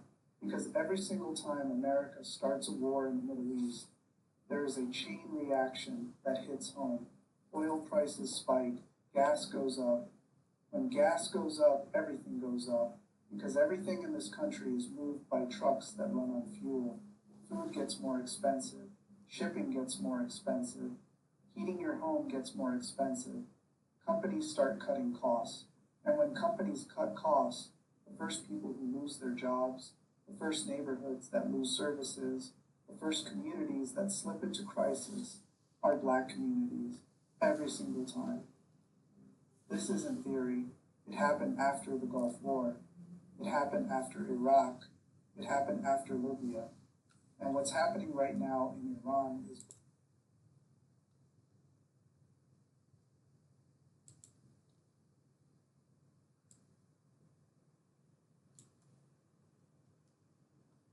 bigger than all of those combined. If you're new here, this is Black Culture Unlocked. Subscribe and hit the bell, because this is the video the news should be showing right now, but won't. Let me explain why this particular war is more dangerous to your wallet than any war America has fought in decades. The Strait of Hormuz is a narrow waterway between Iran and Oman. It is only 21 miles wide at its narrowest point, and roughly 20% of all the oil consumed on Earth passes through it every single day. That is about 21 million barrels of oil every day, moving through a choke point narrower than the distance from one side of Manhattan to the other. When Operation Epic Fury launched on February 28, 2026, the United States and Israel struck Iran across 24 of its 31 provinces. Iran's navy was targeted directly, and 11 vessels were sunk in the Gulf of Oman in a matter of days. The naval headquarters in Bandar Abbas, which sits directly on the strait, was engulfed in flames. Iran responded by effectively closing the Strait of Hormuz. Commercial tanker traffic has stalled. Insurance companies are refusing to cover ships passing through the area. Oil that was flowing freely 2 weeks ago is now sitting in ports with nowhere to go. The last time the Strait of Hormuz was even threatened with closure, not actually closed, oil prices jumped 15% in a single week. This time, it is not a threat. The waterway is functionally shut down. And every barrel of oil that cannot get through that strait is a barrel that drives prices higher for everyone, and especially for people who were already stretched thin before this started. Here's how this hits you directly. When oil prices spike, gas prices follow within days, not weeks, days. Gas stations adjust their prices based on the wholesale cost of fuel, and that wholesale cost is tied directly to global oil markets. The Strait of Hormuz shutting down is the single most disruptive event that can happen to oil supply on Earth. We saw it after Iraq in 2003. Gas prices rose nearly 50% between 2003 and 2008. We saw it after Libya in 2011. Gas hit $4 a gallon nationally, and in some cities it crossed $5 a gallon. We saw it after Russia invaded Ukraine in 2022. Gas spiked to over $5 a gallon nationally, the highest in American history at the time. But here's the part that hits Black communities specifically. When gas goes up, everything goes up. The price of food in the United States is directly tied to transportation costs. Over 70% of all freight in the United States moves by truck. Those trucks run on diesel. When diesel prices spike, the cost of getting food from farms to warehouses to grocery stores goes up, and that cost gets passed directly to you at the register. In 2022, when gas hit its peak after the Ukraine crisis, food prices in the United States rose by over 10% in a single year, the fastest increase in 40 years. Studies consistently show that food price inflation hits Black households harder because Black families spend a higher percentage of their income on food and essentials than white families. When you are already spending 30 to 35% of your income just to eat and keep the lights on, a 10% price increase is not an inconvenience. It is a crisis. This is the conversation nobody is having on the news. If you know someone who needs to hear this, share this video right now. Like and subscribe. Let's keep going. Every major Middle East conflict in the last 50 years has been followed by an economic downturn in the United States. Every one. The 1973 oil embargo, triggered by conflict in the Middle East, caused a recession that lasted until 1975. Unemployment hit 9%. Inflation reached double digits. The 1979 Iranian Revolution and the war between Iran and Iraq that followed caused oil prices to double. The United States entered a deep recession in 1980 that lasted 2 years. Unemployment peaked at nearly 11%. The 1990 Gulf War caused an oil price shock that contributed to the recession from 1990 to 1991. The 2003 invasion of Iraq helped fuel the conditions through deficit spending and economic instability that led to the financial crisis from 2007 to 2008. And here's the pattern within the pattern. In every single one of those recessions, Black unemployment was roughly double white unemployment. Every time. That's not a coincidence. It's structural.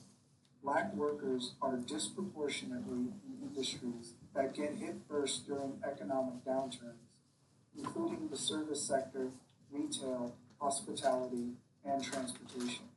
When companies start laying people off, they start at the bottom.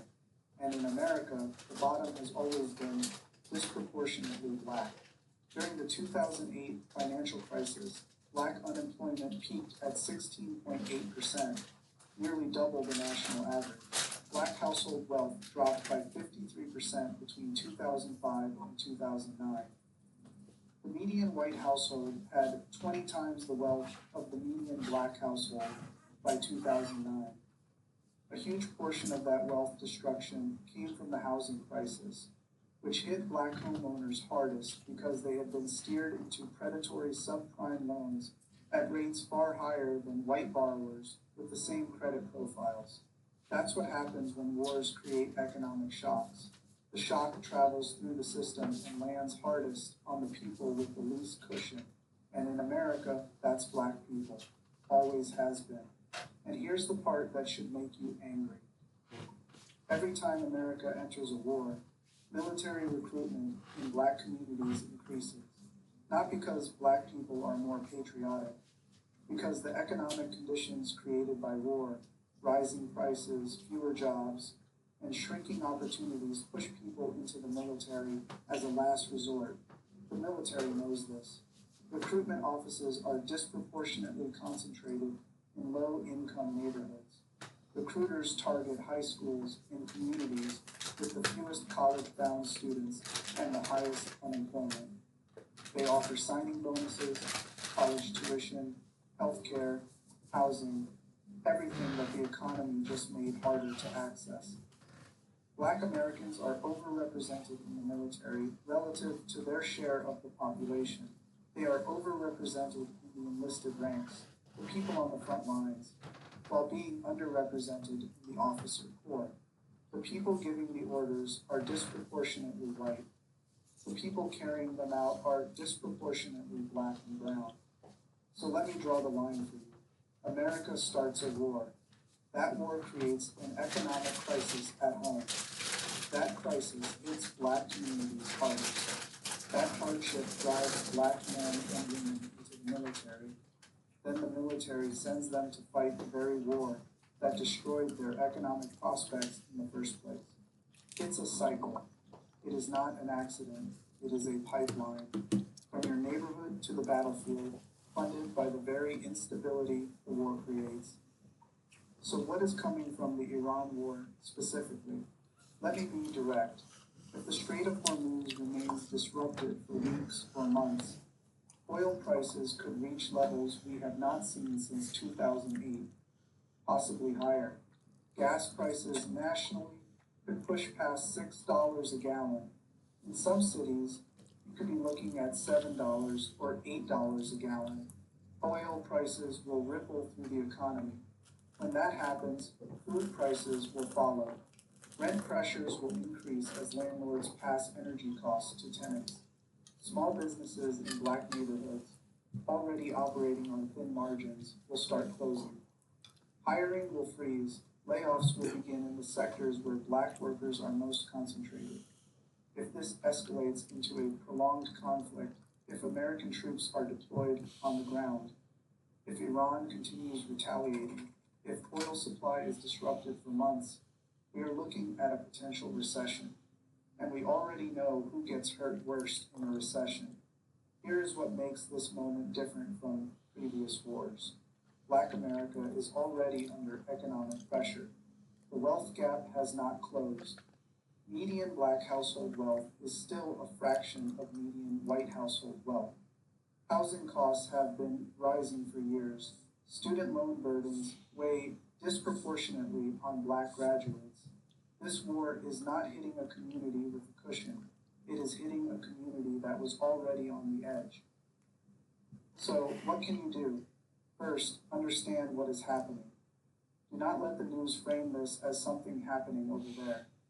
Every bomb that drops on Iran sends a ripple through the global economy that will reach your grocery store within weeks. Second, prepare. Lock in prices where you can. Reduce unnecessary spending. Build whatever financial cushion you are able to, even if it is small. Third, pay attention to who is profiting. Defense contractors, oil companies, financial firms that bet on volatility. Every war creates winners and losers, and the winners are never the people in your neighborhood. And fourth, remember this the next time someone tells you the war was necessary. Ask them who paid the price, because the answer is always the same. The news covers this war like it is a military story. Missiles, targets, casualties, strategic objectives. But for Black America, this is not a military story. It is the economic story. It is the story of how a conflict 7,000 miles away is about to make it harder for you to fill your tank, feed your kids, pay your rent, and keep your job. And the part that should keep you up at night, they know this. The people who make these decisions, the politicians, the defense contractors, the oil executives, they know exactly what happens to black communities when wars drive up prices and crash economies. They have seen it every time. They have the data, they have the history, and they do it anyway. Because black communities absorbing the economic shockwaves of American wars is not a bug in the system. It is the system. Now you know how it works. Do not let it work on you without you seeing it coming. If this opened your eyes, subscribe, share this with everyone, drop a comment and tell me, has the cost of gas or groceries already hit your household? The war just started and the bill hasn't even arrived yet. I'll see you in the next one.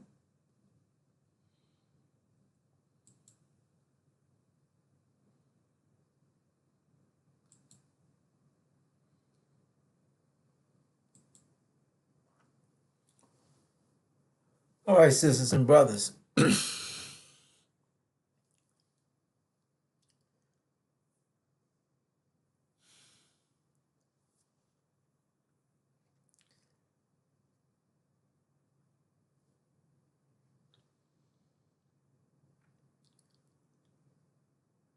Now,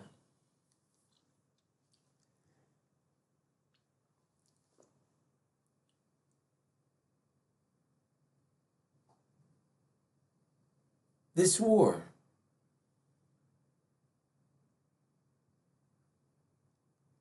as I shared, is directly connected to us.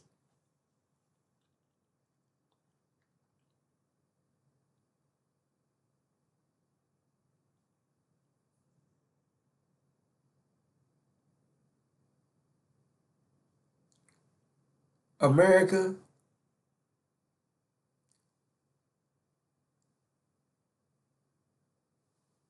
has planned out.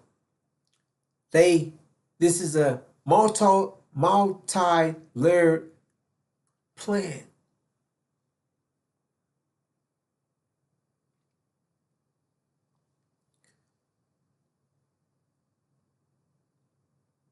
The fallout, the backlash.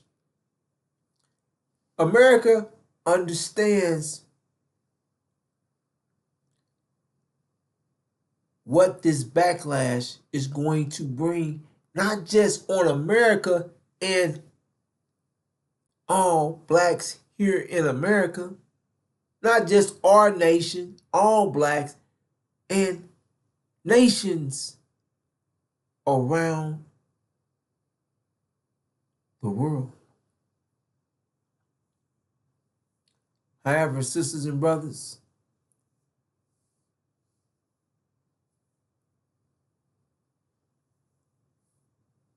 there's a plan set here in America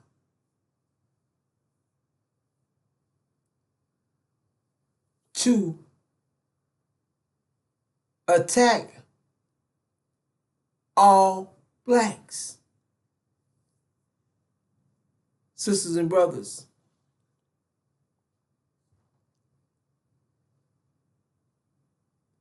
with the information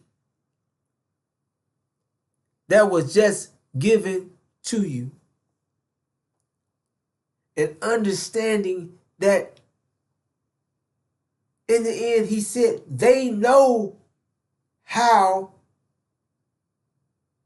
the wars affect us. They use the war to destroy our economy, our economic. They destroy our economics, force our children to fight in their war. So, sisters and brothers, what's being done there, what's taking place is they're causing our way of life to be destroyed, our jobs to be destroyed, our jobs are going to get deplaced. So they're going to use our brothers and sisters, our children, to put them in a war to get them killed, to fight in their war. Sisters and brothers, don't fight in, don't you join. No, this is a design to throw you in the river.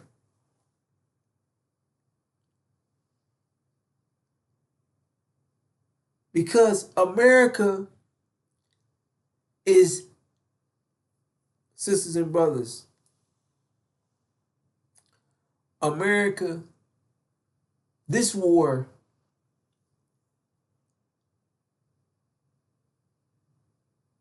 is not the last. This war is just the beginning of wars that America is about to be in. America is going to immediately go to war with their allies, their sisters.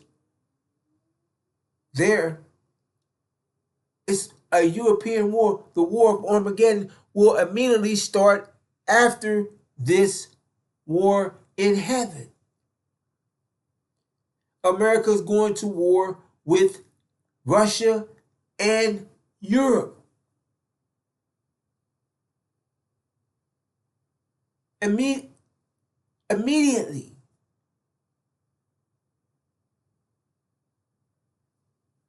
And after being at war with Russia and Europe, America is going to be invaded by China and India.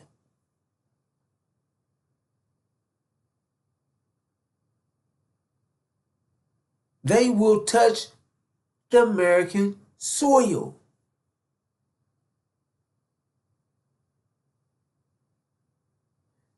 All the nations are watching America.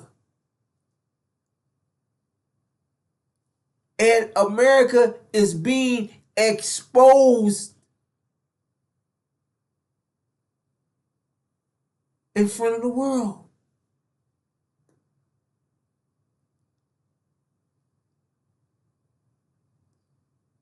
Sisters and brothers,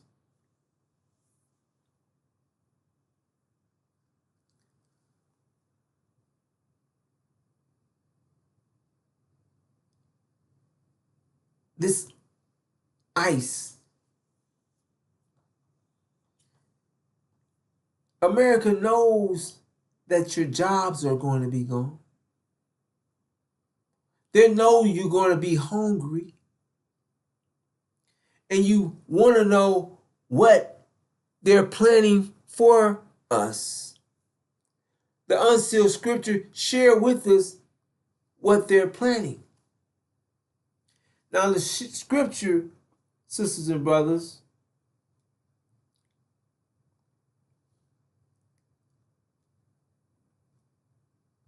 shares with us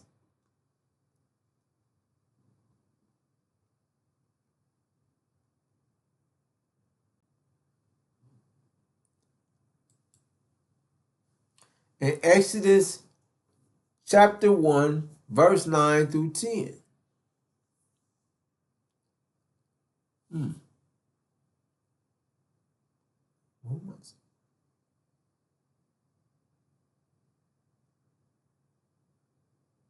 Oh, excuse me, sisters and brothers. Okay, let's see what it is.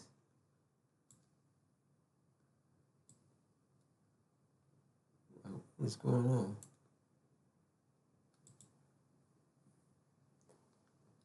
All right.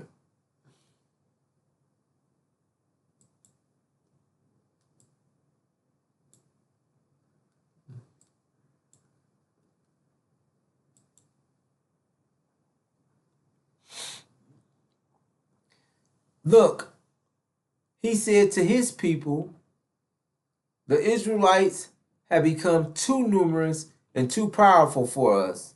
Come, let us deal shrewdly with them, or they will increase even more. And if a war breaks out, they may join our enemies, fight against us, and leave the country. Sisters and brothers, let us deal shrewdly with them.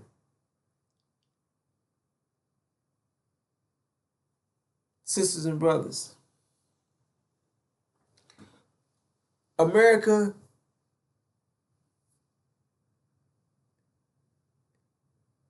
is and has been attacking us from every elevated place.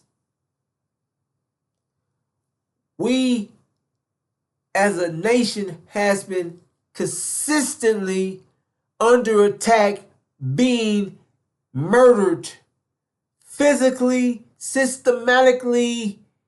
An assault has been out for our lives. Sisters and brothers, America understands that we are the true seed of Abraham. We do not understand as of yet who we are. And the truth of that is being blocked. Blocked by all types of static, noise, lies, deceit. And our people, our nation, our brothers, our sisters, our mothers, our fathers, our children are going to feel the effect from not knowing the truth. Sisters and brothers,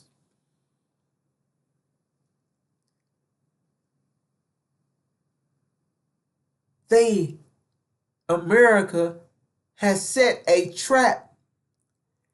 And the trap, let us deal shrewdly with them from both ends, from every aspect of what you're witnessing. Either you're going to assist them as a pawn to be pushed into their wars, utilized to be killed that way, or they've set a trap fundamentally with the system, because we as a people are going to suffer first with the loss of jobs, the lack of food.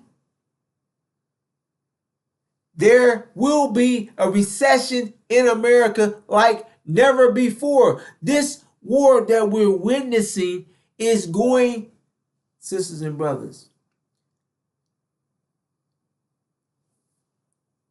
the Strait of Hormuz has been closed for weeks. There's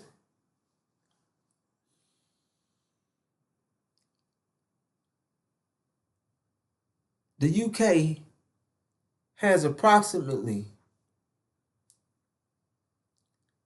2 weeks worth of oil or gas. There's billions of people in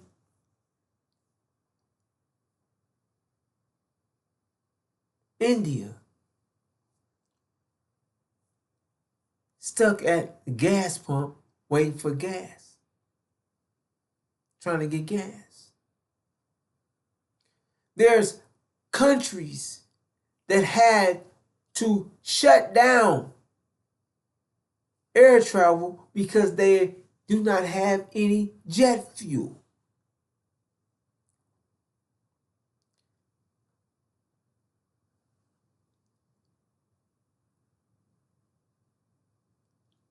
Sisters and brothers, let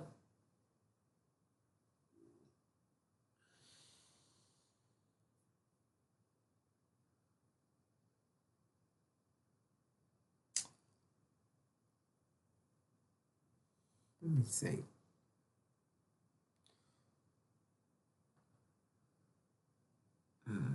let's talk.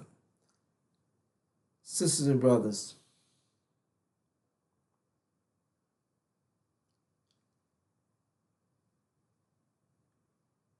gas is one aspect, but there's it's a compound of ideas that will cause different scenarios as it was shared. This is going to cause a domino effect in all types of sectors of life across the globe. Sisters and brothers, that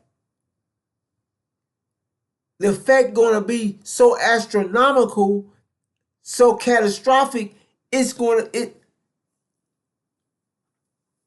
sisters and brothers, when the effect would be that it's going to take, it would take years to try to regain. You have to understand what a time of unprecedented trouble, what the scripture shares that's about to take place.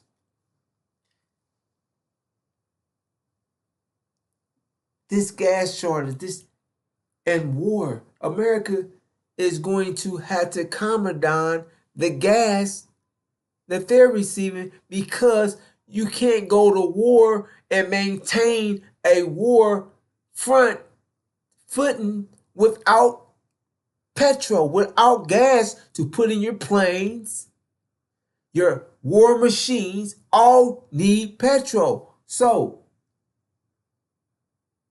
when America is getting or is not receiving any petrol from petrol from the Middle East, none. They're not. When America's thrown out the Middle East, they're not getting any oil. Listen, sisters and brothers, we think the 20% that comes through the Strait of Hormuz is the only oil affected. No. The oil that comes, that is coming out the Middle East, and though it's being, let me see, what is it? The Indian Ocean. Oh, you understand that all that oil over there, even areas to where the oil comes from other than through the Strait of Hormuz, the oil, they're not going to be able to get any oil out of that region. Any.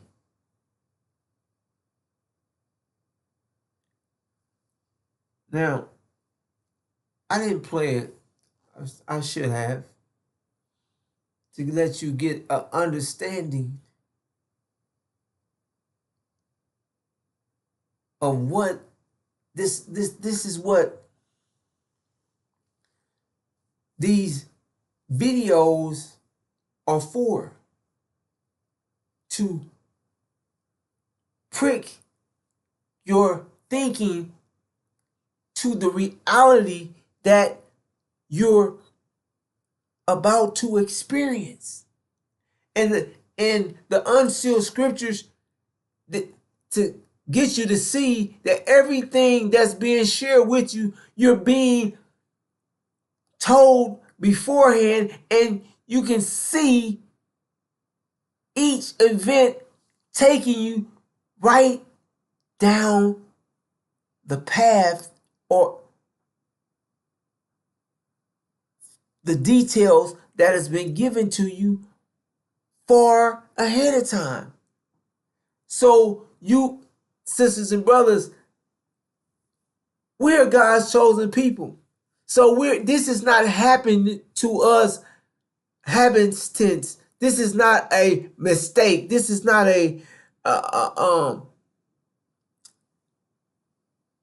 we have been given detailed information so we can come through this scenario, this situation, unscathed.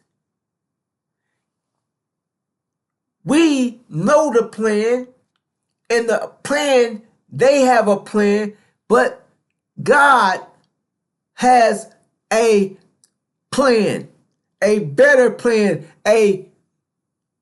what you say? A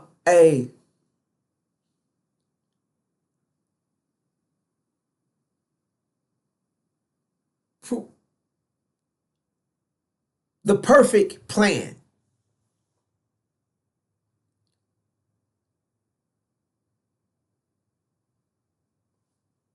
So, sisters and brothers,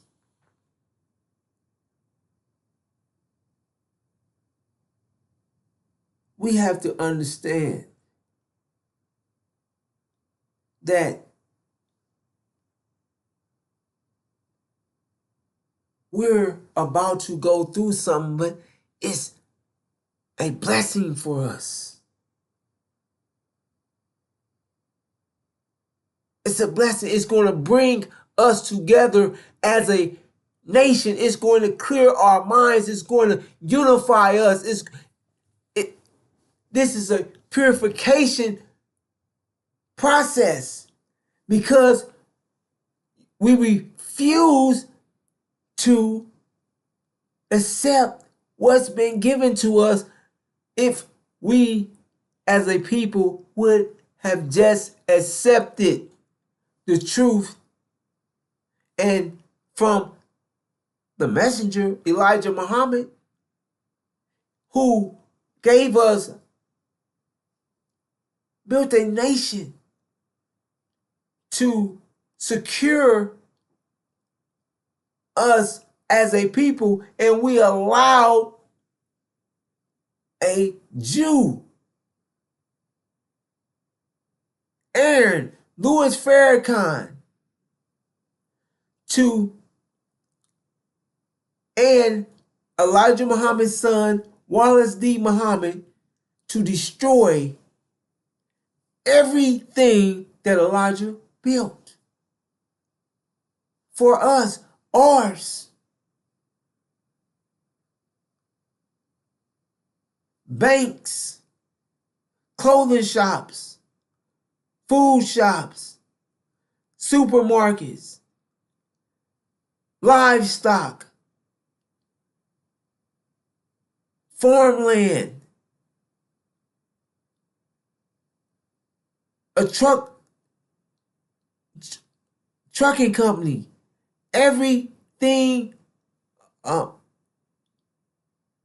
housing, apartment buildings, everything that we needed across the country.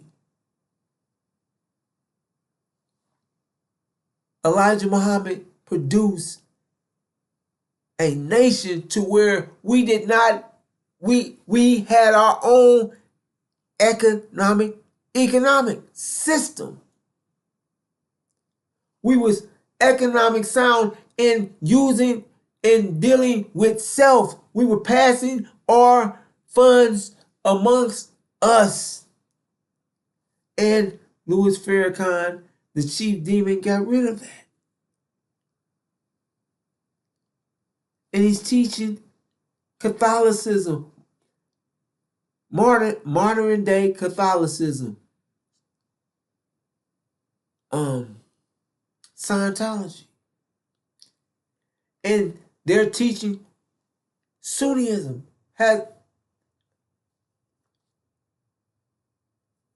Sisters and brothers, you stay on path.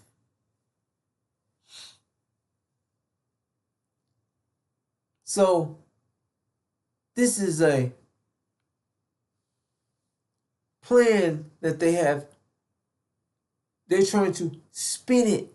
They're going to use it both ways to attack us, to kill us off, either in war, putting us on the front line, or what you see with this ICE. So since they know that jobs are going to be short, we won't have jobs for them. And we don't need jobs for them because we have AI that can do a lot of the jobs that they're doing.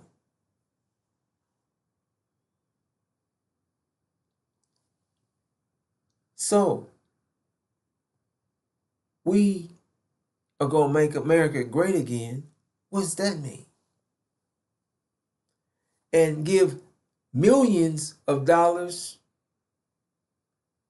to ICE. What for? And these ICE facilities are ballooning up across America. And you're witnessing these facilities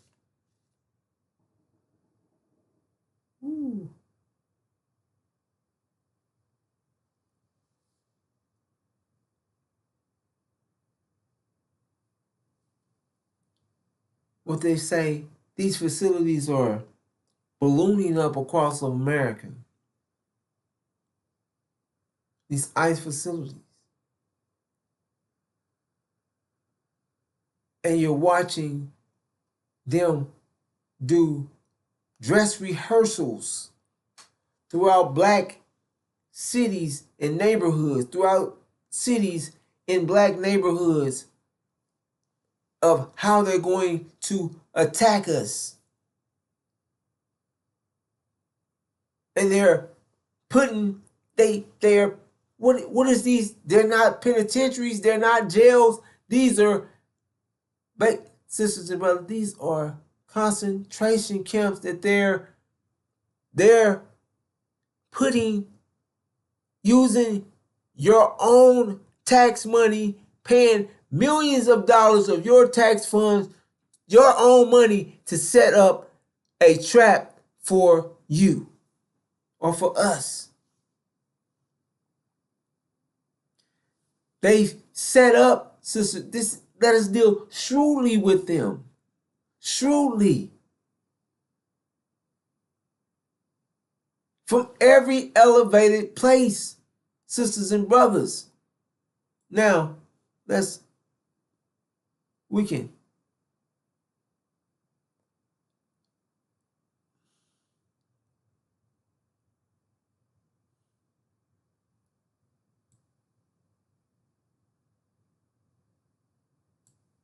no, I'm not.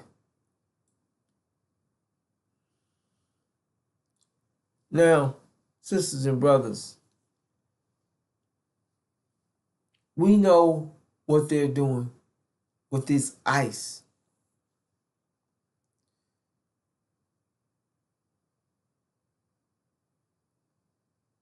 This DOD effect, this DOD directive is what they're using, and it went into effect on September the 27th, 2024. And this DOD gives them the right to use lethal force on U.S. citizens. Basically, they're saying U.S. citizens, but they're speaking on us. And it tells you in this, Tom, you must understand that we are responsible for getting this information to our people. So do you understand when somebody is giving you, sharing with you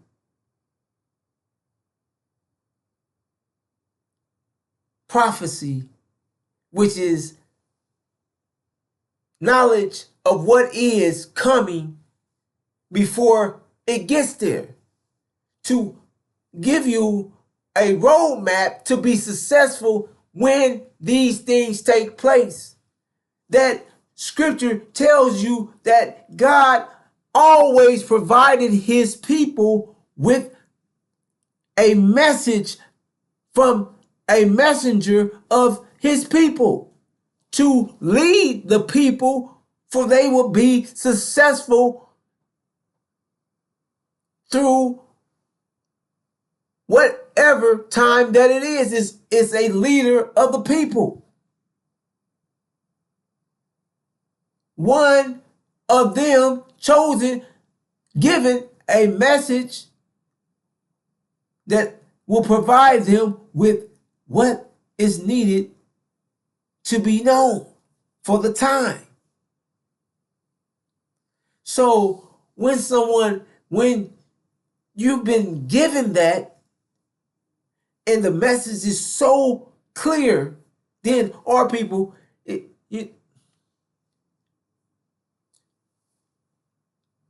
these are just things that enhance the truth that you already have, for you can identify reality of the planning, the what's coming for you. You know, oh,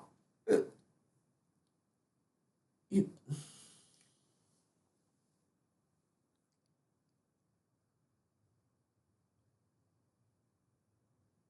because many of our people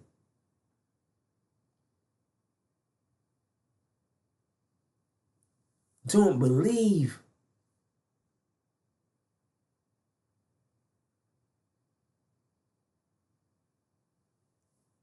they're disbelievers. And many of them don't even read, and even the reading, if you just read, you listen, you follow what's being shared and go investigate what's being shared, you will find out that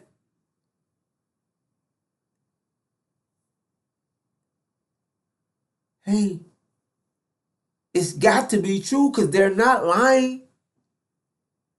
And sisters and brothers, this is one thing. What sense would it make for me to lie, or us to lie or deceive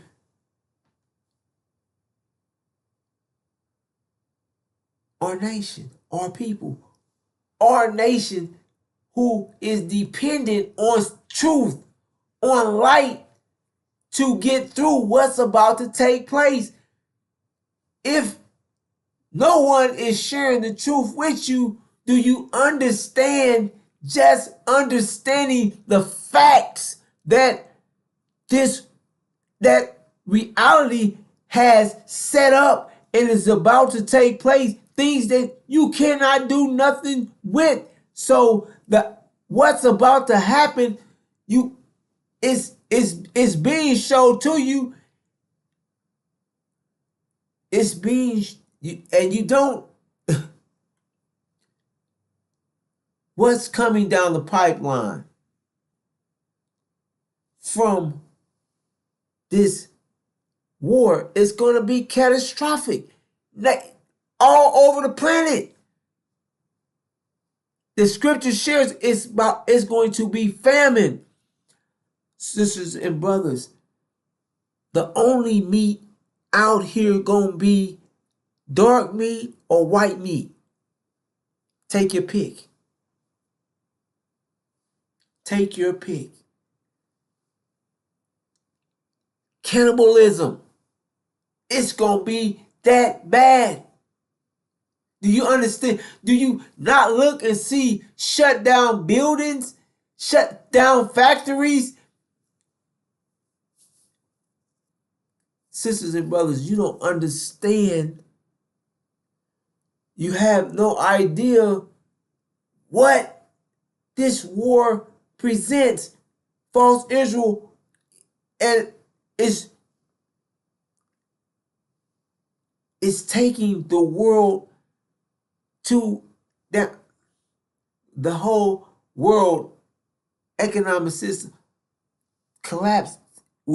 Is trying to collapse the whole economic system because of them. No one, false Israel sees their self. No, they see everyone on the planet is nothing. They're the only thing that's worth saving. And if they're not saved, then the whole world needs to go. The whole world is disposable for their sake. Sisters and brothers, Satan is going to try to Satan will try to destroy the whole world.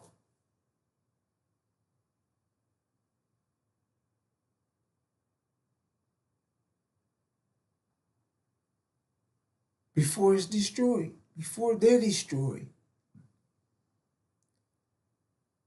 So false Israel is causing a world crisis.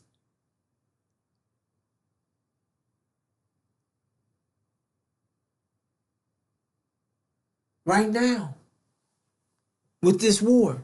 And they will not stop. They will not stop. They understand. They got America in. They got to do this. Why?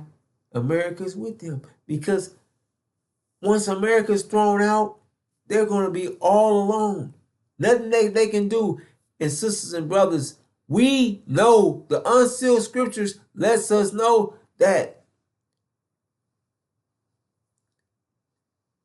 America and false Britain and false Israel becomes more violent as the pressure builds on them. They become more violent. There's no red lines that'll kill anything, children, dogs, whatever. And they love dogs. So when they start killing dogs, that's when you really know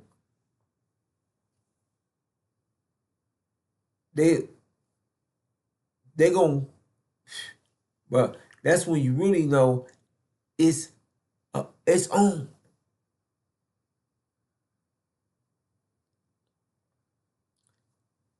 Sisters and brothers,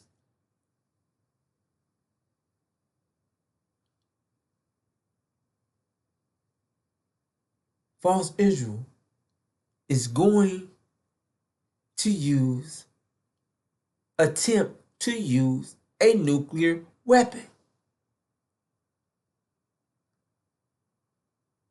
They're going to attempt to use nuclear weapons.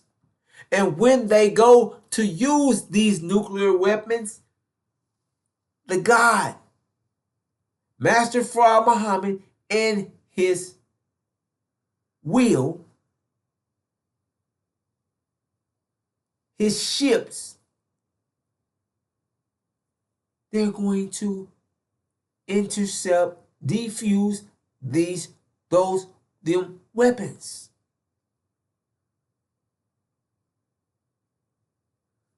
The God is not going to allow false Israel to nuke our land.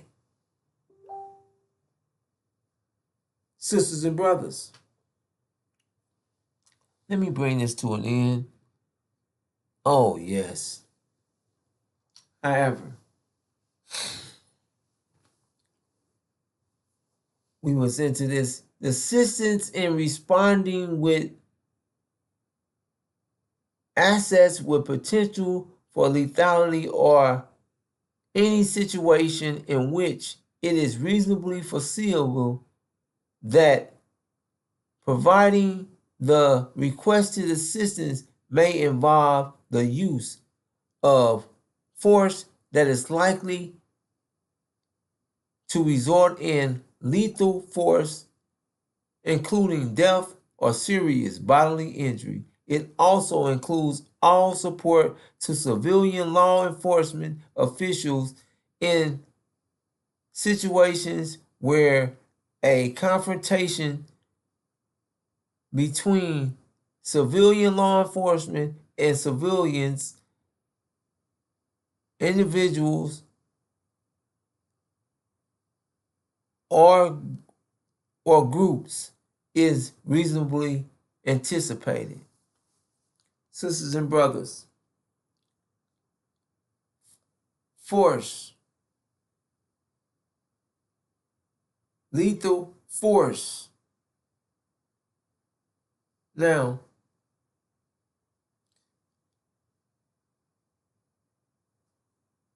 you're hungry, you have no food, no job, you're at the bottom of the totem pole, gas prices and shot up, you're laid off.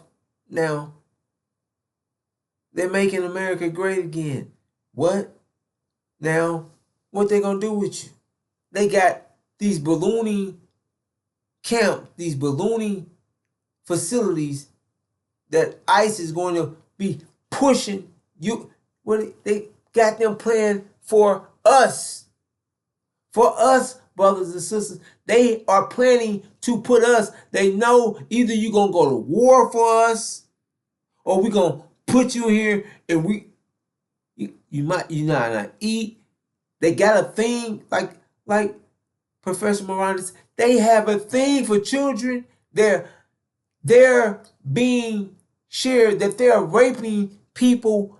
They're raping, and you don't know that they make claims that they're raping people inside of the facilities as of now.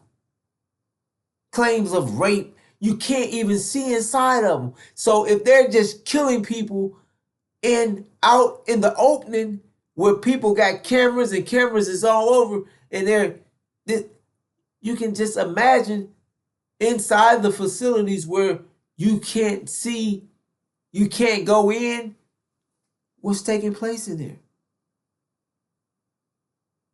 So and it's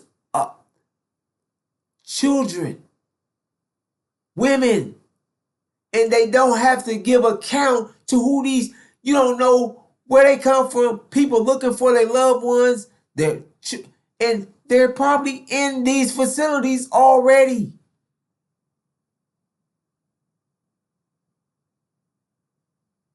Sisters and brothers, this America, this is the plan.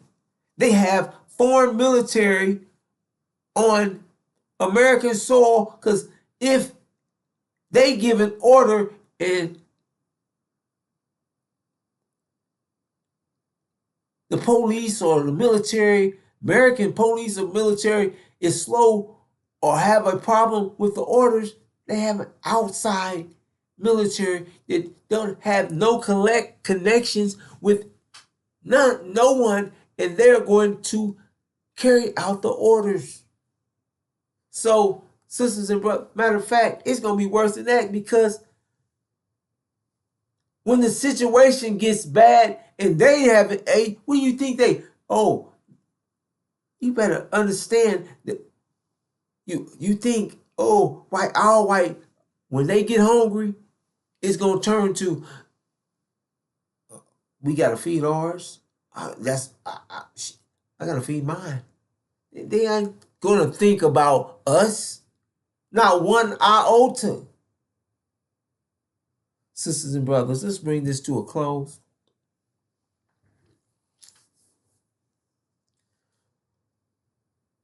When America is thrown out the Middle East, they're going to send out a national security alert to attack all blacks.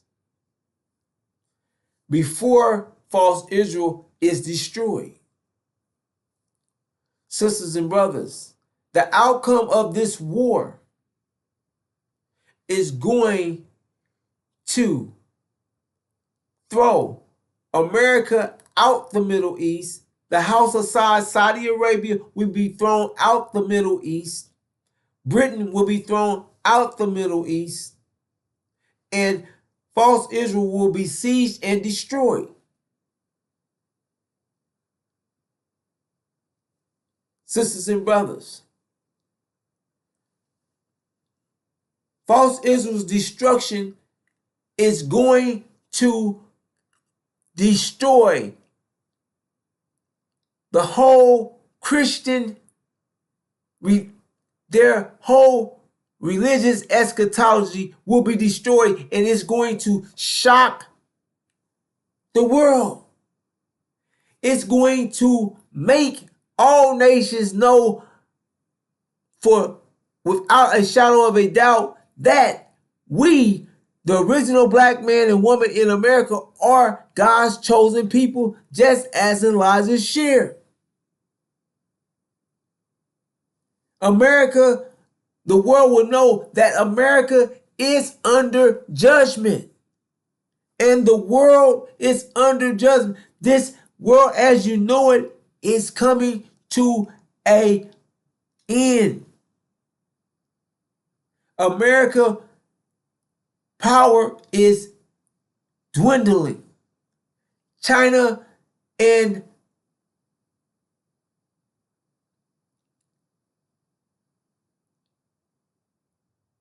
India will be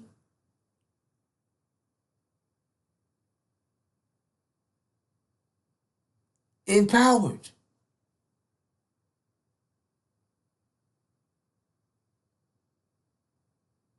They will be, for a short time, empowered. Africa will break into two factions, two countries united, one Christian, one half, the other half Islamic.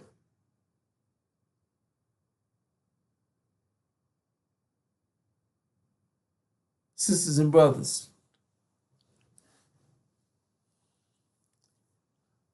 we have been given all the details, all the information. We have been kept up, told far in advance.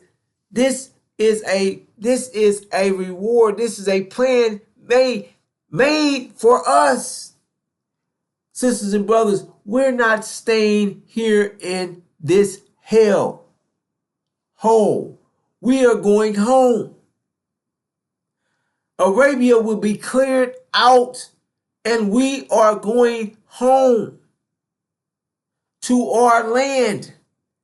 God said, I will bring you out with great substance.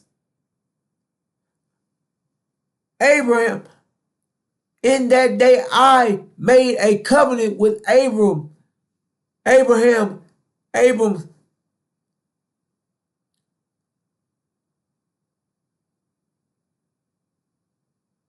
In that day I made a covenant with Abram, saying, until thy seed have I given this land. Sisters and brothers, from the river Egypt to the great river, the river Euphrates, that's Arabia.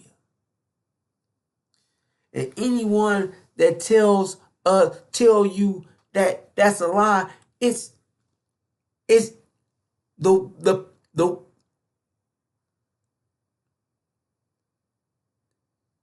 they're calling God a lie. The people that sojourned in this strange land, all these things, for 400 years was afflicted. After that 400 years, I will judge that nation. I will bring them out with great substance. I promised Abraham, I made a covenant with Abraham in that day until your seed.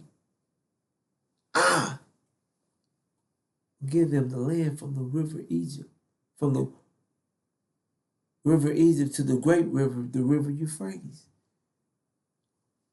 sisters and brothers, we're going home. We're not staying here. This is what they have planned for us. Look at it. It's all coming. It's all coming to everything that's being shared. You can back it up with what you're witnessing. Sisters and brothers, it's so much so much more information out there. Find it. It's there. It's out there for you. This war is escalating all through the region, and America is being destroyed. Every bases everywhere. America is being reached out and touched. Saudi Arabia, this war will end just as the unsealed scriptures shared. America thrown out the Middle East. They're not going to have a choice. Thrown out, it's thrown out with fire on their ass.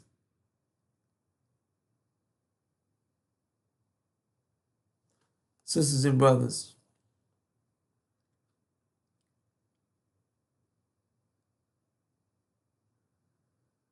it's not going to stop. It's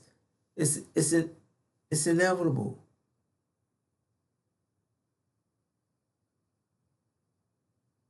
With that, I'm going to bring this to a close.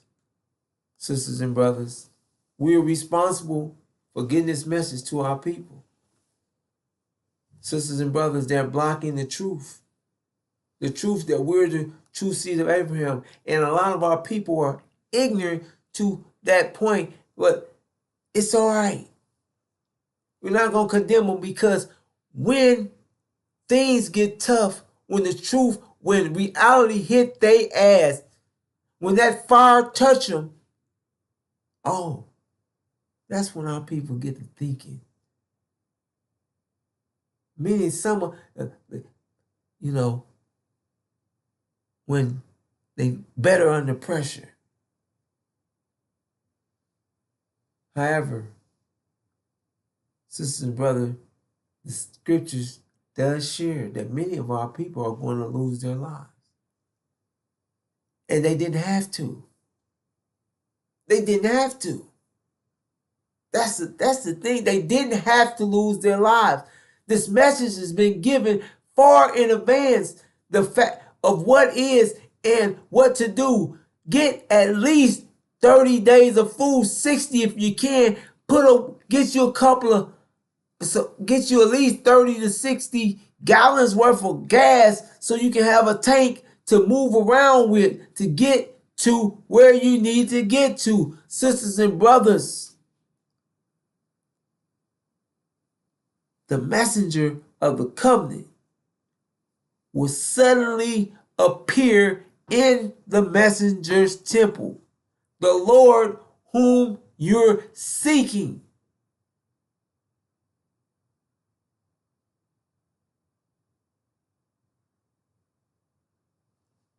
That's who you're seeking. The Lord you're seeking will suddenly appear in the messenger's temple.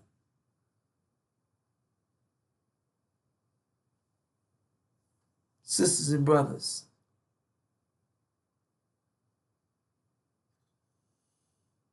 with that, I'm going to bring this to a close and greet you in the greeting words of peace. Assalamu alaikum.